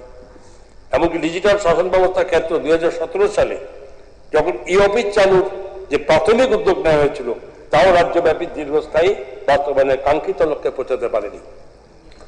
ফলে এখন যখন ভারতের প্রযুক্তি নির্ভর অর্থনীতি ছাড়া দেশে নতুন কর্মসংস্থান পেশাগত সুযোগ বৃদ্ধি করেছিল, সৃষ্টি করেছিল, এবং তখন ত্রিপুরার বহু প্রতিভাবান যুবক যুবতী কর্মসংস্থান ও পেশাগত বিকাশের জন্য রাজ্যে স্বাভাবিক চলে যেত। মাননীয় মহোদয়, এটি শুধুমাত্র পরিকাঠামো প্রশ্ন ছিল না, এর সঙ্গে এক নতুন প্রজন্ম আকাঙ্ক্ষা পূরণের জন্য উচ্চাবিলাসী ও ভবিষ্যৎমুখী দৃষ্টিভঙ্গির অভাবও জড়িত ছিল। আমরা কি করেছি 2018 পরে, যেখানে এই প্রযুক্তি এই 2018 সালে বর্তমান সরকার গঠনের পর এই প্রযুক্তি নির্ভর শাসন ব্যবস্থা, স্বচ্ছতা, উদ্যোক্তা সৃষ্টি এবং কর্মসংস্থানকে রাজ্যের প্রধান উন্নয়ন কর্মসূচি হিসাবে আমরা বিবেচিত করি। সরকার ডিজিটাল শাসন ব্যবস্থা, আইটি পরিকাঠামো, উদ্যোক্তা সৃষ্টি, স্টার্ট আপ সহায়তা, দক্ষতার বিকাশ এবং বেসরকারি বিনিয়োগ বৃদ্ধির সমন্বয়ে একটি সমন্বিত ইকোসিস্টেম গড়ে তুলতে আমরা সক্রিয় হই। মাননীয় প্রধানমন্ত্রী নরেন্দ্র মোদীজির দূরদর্শী নেতৃত্বে 16 জানুয়ারি 2016 এই তারিখে স্টার্ট আপ ইন্ডিয়া উদ্যোগের সূচনা হয় এবং এর উদ্দেশ্য ছিল উদ্ভাবন উদ্যোক্তা সংস্কৃতিকে উৎসাহিত করা এবং ভারতের যুব সমাজকে, যারা যুব সমাজকে চাকরি প্রার্থী থেকে চাকরি সৃষ্টিকারীতে রূপান্তরিত করা। এবং এই চিন্তাধারা অনুপ্রাণিত আমরা মাননীয় প্রধানমন্ত্রীর দৃষ্টিভঙ্গিকে ত্রিপুরায় এগিয়ে নিয়ে যাওয়ার লক্ষ্যে রাজ্য সরকার আইটি স্টার্ট আপ স্কিম 2019 আমরা চালু করি এবং এই প্রকল্প রাজ্যের প্রযুক্তি নির্ভর স্টার্ট আপগুলির জন্য একটি গুরুত্বপূর্ণ প্রাথমিক সুযোগ সৃষ্টি করে এবং এর আওতায় প্রায় 26টি স্টার্ট আপ স্বীকৃতি পায়, যেখানে 1 কোটিরও বেশি সহায়তা বিতরণ করা হয় এবং 130টি কর্মসংস্থানের সুযোগ সৃষ্টি হয় 2019 সালে। মাই গভর্নমেন্ট ত্রিপুরা ডিজিটাল মনিটরিং ব্যবস্থা মুখ্যমন্ত্রী যুব যোজনা, যার এর মতো প্ল্যাটফর্ম রাজ্য জুড়ে, যেখানে ডিজিটাল অন্তর্ভুক্তিমূলক এই পরিষেবার পরিধি বৃদ্ধি করেছে। এবং ইন্দ্রনগরে অবস্থিত 6তলা আইটি ভবন, যার আয়তন প্রায় 89,290 বর্গফুট, একটি সমন্বিত প্রযুক্তি কমপ্লেক্স হিসাবে গড়ে তোলা হয়েছে। এখানে Agartala city area network directorate of IT, TSC এবং এসটিপিআই অফিস রয়েছে। ভবনটিতে উচ্চগতি ইন্টারনেট সংযোগ, ভিডিও কনফারেন্সিং, বিদ্যুৎ ব্যাকআপ, নিরাপত্তা ব্যবস্থা, অন্যান্য প্রয়োজনীয় আইসিটি পরিকাঠামো সেখানে রয়েছে এবং দ্বিতীয় এসটিপিআই সুবিধা 2018 সালের জানুয়ারিতে কার্যকর হয়। 2018 সালের পূর্বে যারা 80টি সার্ভার এবং 130টি টিভি স্টোরেজ থাকা স্টেট ডাটা সেন্টার বর্তমানে 200 টিভি এরও বেশি ক্ষমতায় সম্প্রসারিত হয়েছে, আমরা এসে করেছি এবং প্রায় 200টি সরকারি অ্যাপ্লিকেশন ও ওয়েবসাইট পরিচালনা করছে। Tripura software technology parks of India ইকোসিস্টেমকে লিচু বাগানের 8,072 বর্গফুট এবং আইটি ভবন ইন্দ্রনগরের 8,266 বর্গফুট কেন্দ্রের মাধ্যমে কাজে লাগিয়েছে। এই কেন্দ্রগুলিতে প্লাগ অ্যান্ড প্লে ইনকিউবেশন, উচ্চগতি সংযোগ, বিদ্যুৎ ব্যাকআপ, কর্মকর্তা অন্যান্য ব্যবসায়িক সহায়তা রয়েছে। 2টি কেন্দ্র এবং আইটি সংস্থাগুলোকে 100টিরও বেশি যুবা কর্মরত এবং রাজ্যের আইটিআইটিএস ইকোসিস্টেম গড়ে তুলতে গুরুত্বপূর্ণ ভূমিকা পালন করছে। তবে সীমিত 120টি প্লাগ অ্যান্ড প্লে আসন স্টার্ট আপ প্রযুক্তি সংস্থা সম্ভাব্য বিনিয়োগকারীদের ক্রমবর্ধমান চাহিদা পূরণের জন্য যথেষ্ট নয় এবং 2022 সাল থেকে বর্তমান সরকারের প্রধান সাফল্য সমূহ মাননীয় আইটি ও স্টার্ট আপ ইকোসিস্টেমের জন্য সরকার নীতি প্রাতিষ্ঠানিক কাঠামোকে আরো শক্তিশালী করেছে। ডিজিটাল শাসন ব্যবস্থার বড় সাফল্য আমরা অর্জন করতে পেরেছি। কি করেছি? ই অফিস বাস্তবায়ন। যে ডিজিটাল শাসন ব্যবস্থা ক্ষেত্রে বর্তমান সরকারের অন্যতম গুরুত্বপূর্ণ সাফল্য হল বৃহৎ পরিসরে ই অফিস বাস্তবায়ন করা এবং 2017 সালের একটি প্রাথমিক উদ্যোগ নেওয়া হয়েছে, রাজ্যের জন্য প্রয়োজনীয় পরিসর ব্যাপ্তি এবং দীর্ঘস্থায়ী বাস্তবায়ন লক্ষ্যে পৌঁছাতে পারেনি। আমাদের সরকার বর্তমান 3 লক্ষেরও বেশি ই ফাইল আবার তৈরি হয়েছে, 75 লক্ষেরও বেশি ই ফাইল ইলেকট্রনিক পদ্ধতিতে স্থানান্তরিত হয়েছে এবং ই অফিস এখন রাজ্য সরকার থেকে পঞ্চায়েত স্তর পর্যন্ত আবার সমগ্র প্রশাসনিক কাঠামো সম্প্রসারিত হয়েছে এবং ই অফিসের ফলে ফিজিক্যাল ফাইল পরিবহন উল্লেখযোগ্যভাবে হ্রাস পেয়েছে, জবাবদিহিতা বৃদ্ধি পেয়েছে এবং সিদ্ধান্ত গ্রহণের প্রতি খুব ত্বরান্বিত হয়েছে যে ই ক্যাবিনেট, ই বিধানসভা ত্রিপুরা ডিজিটাল সংস্থাকে ডিজিটাল শাসন ব্যবস্থাকে আরো শক্তিশালী করেছে। এবং আমাদের নেক্সট লক্ষ্য যে আমরা এটা ডিসি লেভেল পর্যন্ত আমাদের গিয়ে পৌঁছানোর জন্য সরকারের আমাদের লক্ষ্য নিয়ে আমরা কাজ করার আমরা এগিয়ে চলেছি। ত্রিপুরা আইটি পলিসি 2022 এর সফটওয়্যার উন্নয়ন, বিপিও কেপিও পরিষেবা, e commerce, animation, data processing, hardware, অন্যান্য প্রযুক্তি নির্ভর উদ্যোগকে উৎসাহিত করার জন্য একটি শিল্পমুখী কাঠামো প্রদান করেছে। এখন পর্যন্ত 60টি আইটি সংস্থা এই নীতির অধীনে সুবিধা গ্রহণ করছে এবং ত্রিপুরার 80টারও বেশি যুবকের কর্মসংস্থান সৃষ্টি হয়েছে এর কারণে। এবং এই নীতির লক্ষ্য হল ত্রিপুরাকে প্রযুক্তির ভোক্তা থেকে ধীরে ধীরে প্রযুক্তি, ডিজিটাল পরিষেবা এবং উদ্ভাবনের একটি উদীয়মান উৎপাদক রাজ্যে পরিণত করা। Sector agnostic Tripura startup policy 2024 পরবর্তী সরকার sector agnostic Tripura startup policy প্রবর্তন করে। এই নীতিতে 5 বছরের একটি কাঠামো নির্ধারণ করা হয়েছে এবং যার আনুমানিক আর্থিক বরাদ্দ 50 কোটি টাকা এবং যোগ্য স্টার্টআপের জন্য পর্যায়ক্রমে যেখানে প্রায় 25 লক্ষ পর্যন্ত সহায়তা প্রদানের ব্যবস্থা করা হয়েছে। 24শে জানুয়ারি 2025 তারিখে চালু হওয়া এই নীতি বিভিন্ন ক্ষেত্রে উদ্ভাবনকে সহায়তা করে এবং অন্যান্য সুবিধা প্রদান করে। প্রুফ অফ কনসেপ্ট এর জন্য 10 লক্ষ টাকা পর্যন্ত সহায়তা করা হয় এবং মার্কেটিং অ্যাসিস্ট্যান্সের জন্য 5 লক্ষ টাকা পর্যন্ত সহায়তা করা হয় এবং এরপরে ভারতীয় পেটেন্টের জন্য 2 লক্ষ টাকা পর্যন্ত এরা খরচের ফেরত পায়। বিদেশি পেটেন্টের জন্য 10 লক্ষ টাকা পর্যন্ত সহায়তা পায় এবং যোগ্য জিএসটি রিইনভার্সমেন্টের অন্যান্য স্টার্টআপের সহায়তা নিহিত আরো রয়েছে। 50 কোটি ত্রিপুরা ভেঞ্চার ক্যাপিটাল ফান্ড এর মাধ্যমে সম্ভাবনা স্টার্টআপকে 25 লক্ষ থেকে 2 কোটি পর্যন্ত বিনিয়োগের সহায়তা প্রদানের প্রস্তুতি অলরেডি রয়েছে। 191টি স্টার্টআপ অ্যাপ্লিকেশন এর মধ্যে 149টি অনুমোদিত হয়েছে, 70টি স্টার্টআপ আনুষ্ঠানিকভাবে স্বীকৃত হয়েছে এবং 28টি প্রুফ অফ কনসেপ্ট প্রপোজাল অনুমোদিত হয়েছে এবং ট্রাইসিট ফান্ডের আওতায় 1.34 কোটি টাকা বিতরণ করা হয়েছে এবং অপারেশনাল কস্ট সাপোর্ট হিসাবে 79.72 লাখ প্রদান করা হয়েছে। প্রুফ অফ কনসেপ্ট রেজিস্ট্রেশন হিসাবে 1.68 কোটি টাকা অনুমোদিত হয়েছে। সম্প্রসারণ স্টার্টআপ ইকোসিস্টেমে প্রায় 140টি নিবন্ধিত ব্যবসায়িক সংস্থা প্রায় 900 কর্মসংস্থানের সুযোগ সৃষ্টি করেছে। সেক্টর অ্যাগনস্টিক ত্রিপুরা স্টার্টআপ পলিসির অধীনে নারী নেতৃত্বাধীন স্টার্টআপগুলিকে অনুমোদিত অপারেশনাল কস্ট সাপোর্টের ক্ষেত্রে অতিরিক্ত 10% রিইনভার্সমেন্টে অনুমোদিত। এই প্রোটোটাইপ স্টেজ অ্যাসিস্ট্যান্সের ক্ষেত্রে অতিরিক্ত 10% রিইনভেস্টমেন্ট প্রদান করা হয়। মানে যুবদের মধ্যে মহিলাদেরকেও পিছিয়ে রাখা হয়নি, তাদেরকে সমানভাবে আমরা এগিয়ে নিয়ে চলার চেষ্টা করেছি। উদ্দেশ্য হল প্রাথমিক পর্যায়ে প্রতিরোধ দূর করা এবং নারীদেরকে সফল উদ্যোগ গড়ে তুলতে সক্ষম করা। কারণ আমরা বাইরে দেখেছি, বারবার বলি আমরা এখান থেকে সমস্ত ছেলে মেয়েরা বাইরে চলে যায়, প্রচুর যারা মেয়েরা এরা যে বাইরেও তারা বাইরে বিভিন্ন বেঙ্গালোর, দিল্লি, বম্বে, পুনে, হায়দ্রাবাদ তারা কাজ করে।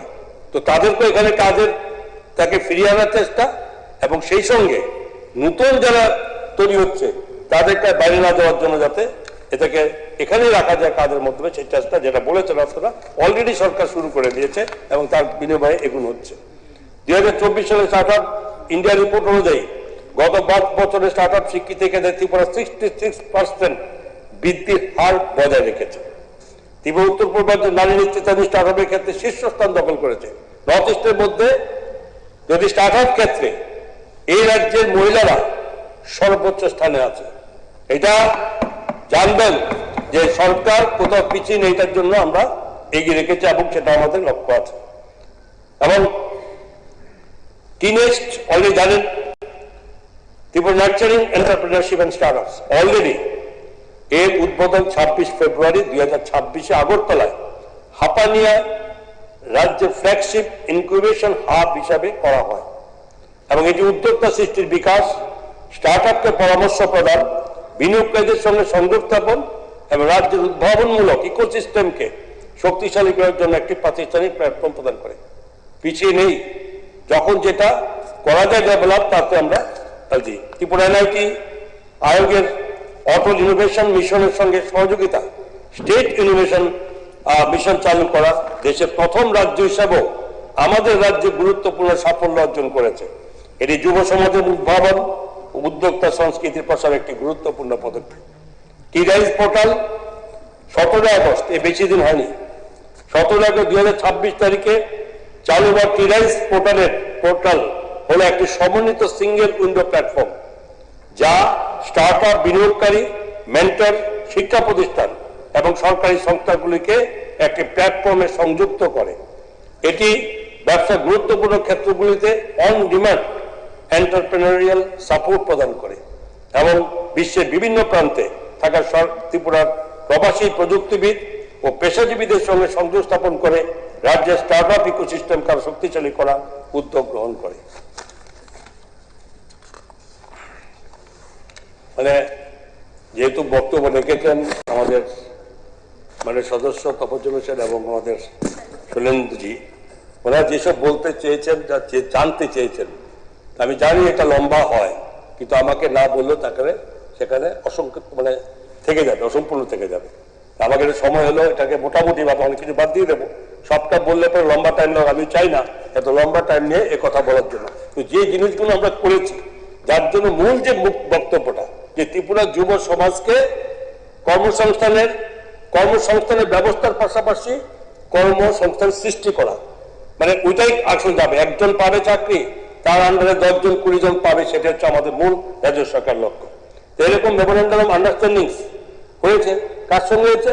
ত্রিপুরা উদ্ভাবন স্টার্ট আপ ইকোসিস্টেমকে দ্রুত এগিয়ে নিয়ে যাওয়ার লক্ষ্যে ডাইরেক্টর অফ ইনফরমেশন টেকনোলজি বিভিন্ন বিশিষ্ট শিল্প সংস্থার গুরুত্বপূর্ণ মৌ স্বাক্ষর করেছেন।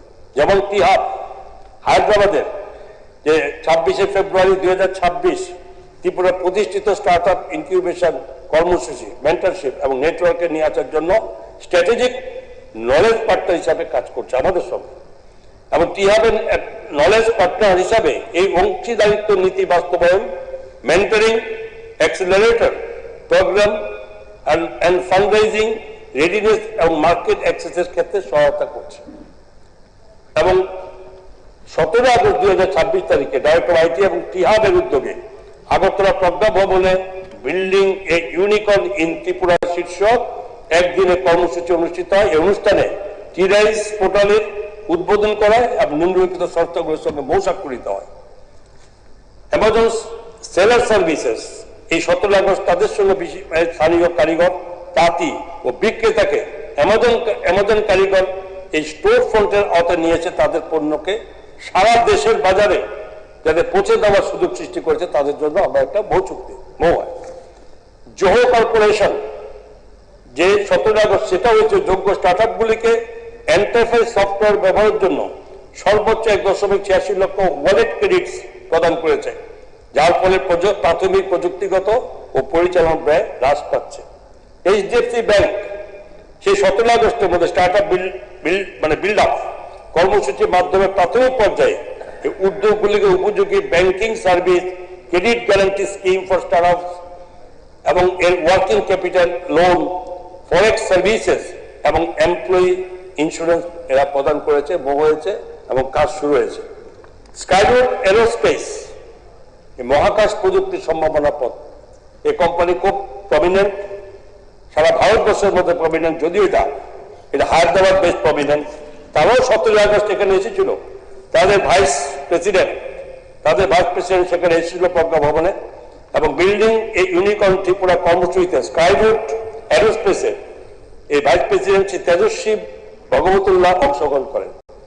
এর ব্যাকগ্রাউন্ড কি ইসরোর প্রাক্তন বিজ্ঞানী পবন কুমার চন্দনা এবং নাগা ভারত ঢাকার প্রতিষ্ঠিত স্কাইরুট ভারতের অন্যতম প্রধান বেসরকারি স্পেস টেকনোলজি সংস্থা এবং যা Vikram series of launch vehicles এর নির্মাতা। সবাই জানি বিক্রম সম্পর্কে আমরা, এবং নির্মাতা। এই সংস্থার যাত্রা একটি ডিপ টেক স্টার্টআপ থেকে একটি জাতীয় গুরুত্বপূর্ণ স্পেস এন্টারপ্রাইজে পরিণত কাহিনী এই অনুষ্ঠানে তুলে ধরা হয়, একটা ডেমনস্ট্রেশন দেওয়া হয়।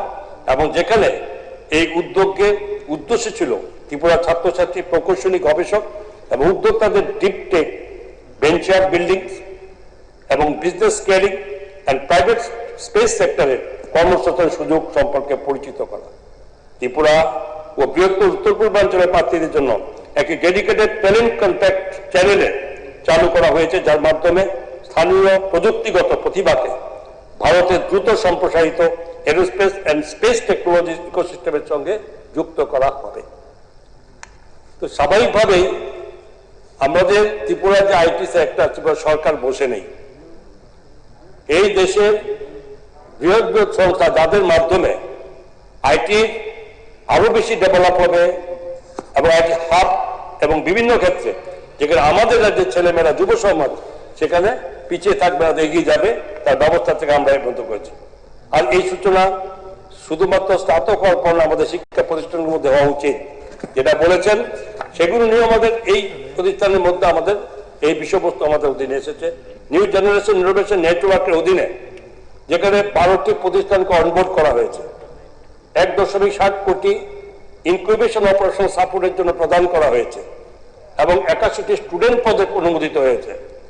এবং এই উদ্যোগের অধীনে নির্বাচিত প্রতিটি হোস্ট ইনস্টিটিউশন পেতে পারে এক ইনকিউবেশন সেন্টার প্রতিষ্ঠার জন্য এককালীন 10 লক্ষ টাকা অনুদান দেওয়া হবে এবং অপারেশনাল সাপোর্টের জন্য প্রতি বছর পার্থক্য যেটা বলেছি এবং নির্ধারিত যোগ্য প্রকল্প সীমা সাপেক্ষে প্রতি অনুমোদিত স্টুডেন্ট প্রজেক্টের জন্য 1 লক্ষ টাকা পর্যন্ত সহায়তা করা হবে। এই উদ্যোগের উদ্দেশ্য হলো শিক্ষাঙ্গনের ধারণাগুলিকে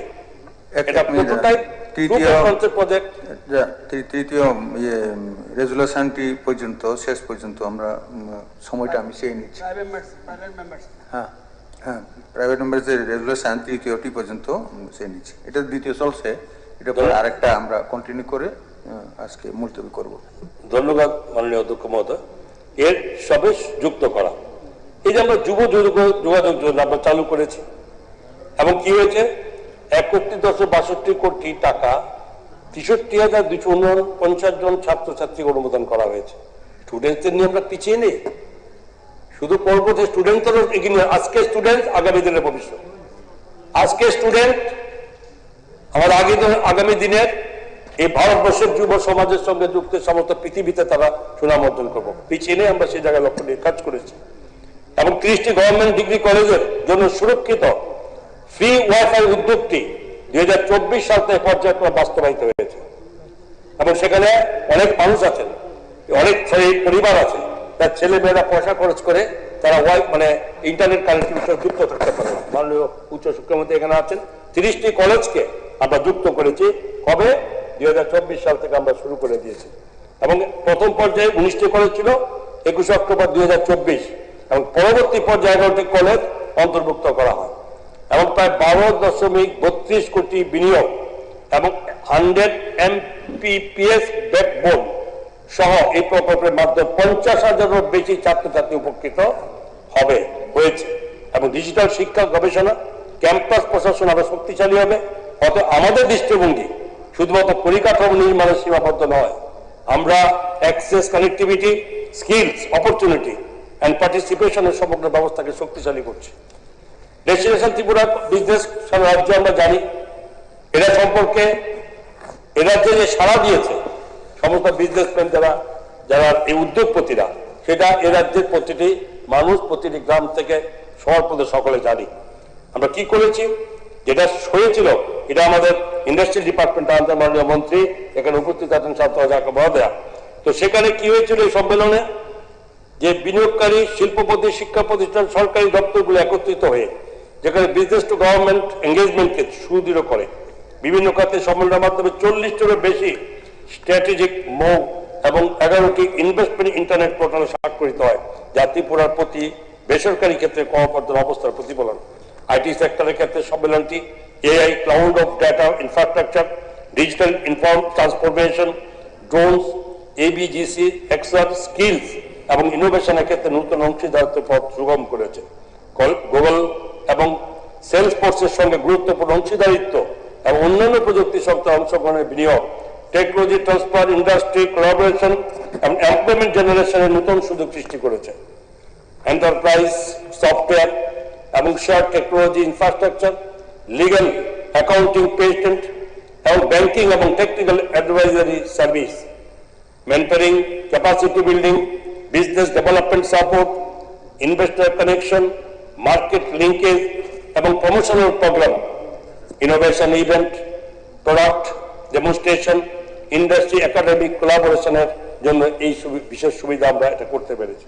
এই পার্ক টিনেস্ট, এনজিআইএন ইনস্টিটিউশন এবং ডিস্ট্রিক্ট অফ ইনোভেশন সেন্টারগুলি পরিপূরক হিসাবে কাজ করবে এবং রিজিওনাল স্টার্ট আপ, রাজ্য জুড়ে স্টার্ট আপ ইকোসিস্টেমের পরিধি বিস্তৃত করার লক্ষ্যে আমরা 8টি জেলায় প্রতিষ্ঠিত প্রত্যেকটি district level regional start up hub এবং স্টার্ট আপ ফ্যাসিলিটেশন সেন্টার প্রতিষ্ঠার প্রস্তাব আমরা করেছি। এটা আপনি বলেছেন শৈলেন্দ্র বাবু, আপনার সাথে সেটা এবং আমাদের যেখানে তফাজ্জল হোসেন বলেছেন যে এটা শুধুমাত্র ত্রিপুরার শুধু আগরতলাতে সীমাবদ্ধ থাকে না, ডিস্ট্রিক্টগুলোকে ছড়িয়ে দেওয়ার জন্য, এবং সেটা আমরা অলরেডি শুরু করেছি। এবং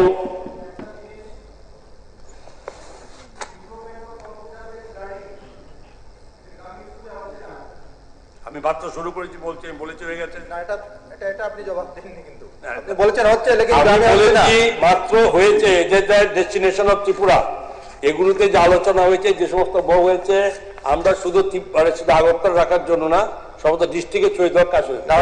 আইসিটি তে টিচার রাখা হয়েছে, তারা কম্পিউটারের লার্নিং করাচ্ছে না, তারা নরমাল ক্লাস ওখানে যায়নি।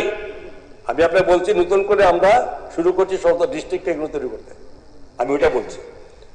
তো এই তো স্বাভাবিকভাবেই এগুলো আগামী দিন আপনাদের যেরকম সমস্ত ডিস্ট্রিক্টে এটা সরবে, এটা কোনো জায়গাতে নয়। এবং টিনেজ টিরাইজ এই প্ল্যাটফর্ম সংযুক্ত কেন্দ্রগুলি স্থানীয় স্টার্ট আপ এবং অ্যাসপায়ারিং এন্টারপ্রেনার এর নিম্নলিখিত সাহায্য করবে। কেমন কি করবে? রেজিস্ট্রেশন অ্যাসিস্ট্যান্স, আপনার mentoring, incubation referral, funding and grant guidance, সরকারি সুবিধা ও অ্যাডভান্স টেকনোলজিতে অ্যাক্সেস করা, মার্কেট লিঙ্কেজ এবং কন্টিনিউয়াস হ্যান্ড হোল্ডিং, এগুলো এই উদ্যোগে রাজধানীর বাইরে উদ্ভাবন উদ্যোক্তা সৃষ্টির সুযোগ সম্পাদিত করবে। বিশেষভাবে নারী উপজাতি সম্প্রদায় উদ্ভাবকদের ক্ষমতায়ন এবং সমস্ত রাজ্য আত্মনির্ভর বিকাশে গুরুত্ব দেওয়া হবে।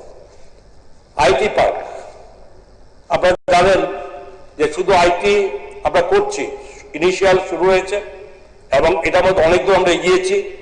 এ রাজ্যে অনেক কর্মসংস্থানের ব্যবস্থা করা হয়েছে, আরো সামনে আগামী দিনে বাড়তি থাকবে। নতুন কর্মসংস্থান সৃষ্টি করা এবং তার সঙ্গে যুব সম্প্রদায় যুক্ত হওয়া, রাজ্যের বাইরে না যাওয়ার প্রবণতা, সমস্ত কারণে আমরা করেছি। কিন্তু এর মধ্যে একটা থেকে যায় খালি, কেমন?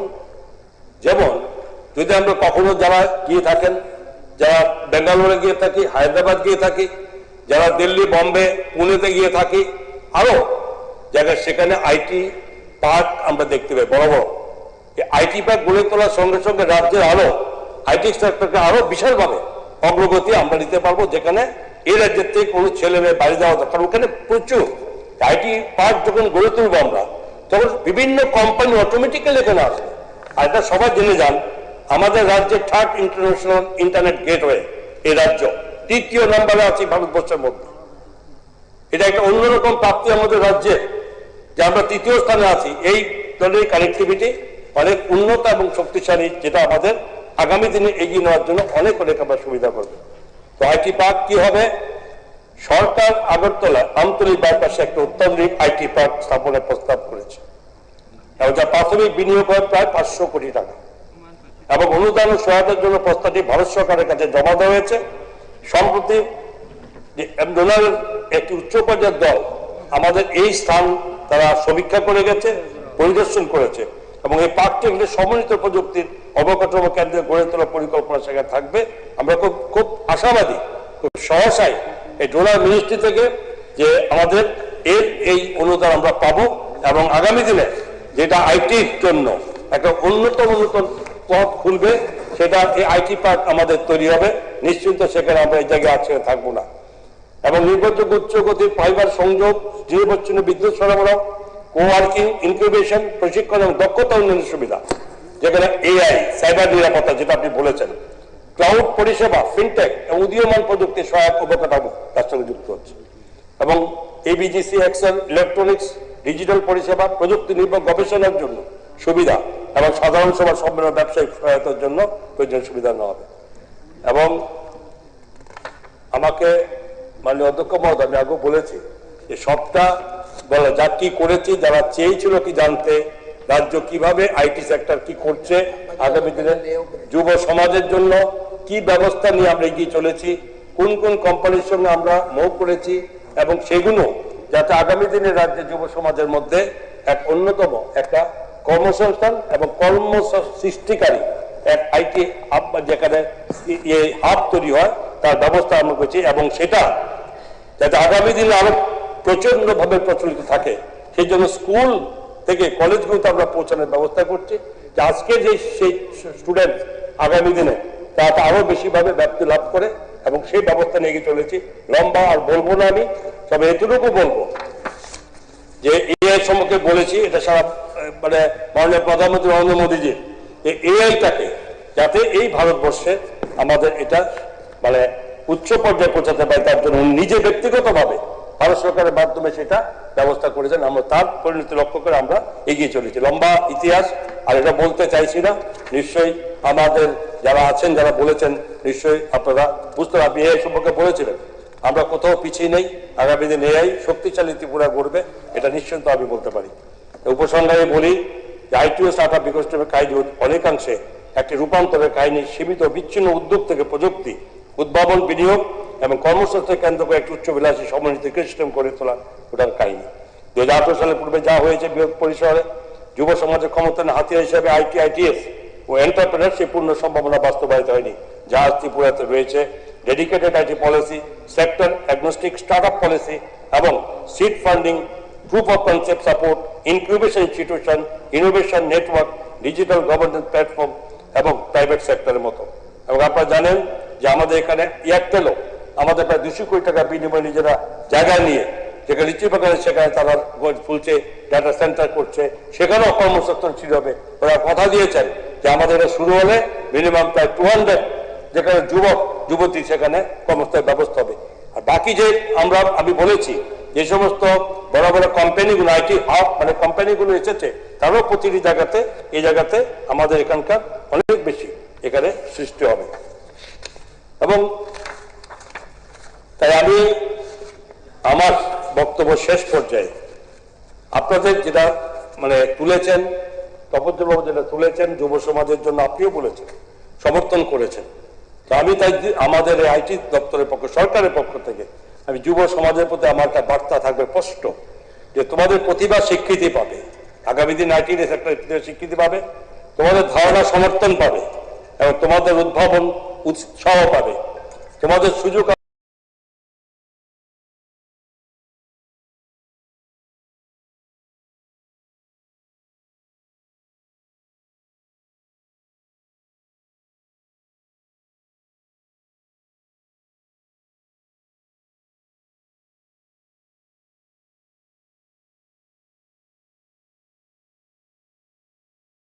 সুরেন্দ্রনাথ মহাশয় যেটা সমর্থন করেছেন। তো আমি ওটাও করে বলি যে এই যুব কর্মসূচি বৃদ্ধি, তথ্য প্রযুক্তি নির্ভর অর্থনীতি গড়ে তুলতে ত্রিপুরায় ইনফরমেশন টেকনোলজি ব্যবস্থাপনার যথাযথ সম্প্রসারণ সহ স্টার্টআপ গড়ে তোলার লক্ষ্যে ত্রিপুরা সরকার নতুন করে আর উপযুক্ত কিছু পদক্ষেপ গ্রহণ করে রাজ্য যুব সমাজের কর্মসংস্থান বৃদ্ধির সুযোগ সৃষ্টি করবে। এবং এও আশা রাখছি যে সমস্ত বিরোধী বেঞ্চের মাননীয় সদস্যরা যারা উপস্থিত আছেন, যারা আমাদের কংগ্রেস বেঞ্চে যারা আছেন, মাননীয় বয়োজ্যেষ্ঠ আমার সদস্যবৃন্দ এবং যারা আপনার এই আমাদের যারা বলেছেন তারা এবং তাদের আনিত প্রাইভেট মেম্বার রেজলিউশনের সঙ্গে সহমত পোষণ করে রাজ্যের সমস্ত যুবকদের কর্মসংস্থান বৃদ্ধি ও স্বনির্ভর হওয়ার প্রতি আন্তরিক থাকবেন। ধন্যবাদ। তো এখন আমি মাননীয় সদস্য শ্রী তফাজ্জল হোসেন কর্তৃক উত্থাপিত রেজলিউশনটি ভোটে দিচ্ছি। হ্যাঁ, আচ্ছা, তো তবু তো সিস্টেম বলতে হবে, সিস্টেম বলবেন। এই প্রস্তাবটা এনেছে, এটা সর্বসম্মতি হাউস গৃহীত, আমরা অভিনন্দন দিয়ে দেবো। আচ্ছা, যাই হোক, তফাজ্জল মাননীয় শ্রী সদস্য তফাজ্জল হোসেনের কর্তৃক আনিত রেজুলেশনটি যেহেতু শৈলেন্দ্রজিও সাপোর্ট করেছেন, তো এখানে আর ভোটের কোনো প্রশ্নই উঠে না। তো বাকিরাও নিশ্চয়ই এটা সম্মত পোষণ করবেন। তো এই রেজুলেশন সভা কর্তৃক সর্বসম্মতিক্রমে গৃহীত হলো। তৃতীয় রেজলিউশনটি এনেছেন মাননীয় সদস্যা শ্রীমতী অন্তরা সরকার দেব। আমি এখন মাননীয় সদস্যা শ্রীমতী অন্তরা সরকার দেবকে অনুরোধ করছি উনার রেজলিউশনটি সবাই উত্থাপন করে আলোচনা শুরু করার জন্য।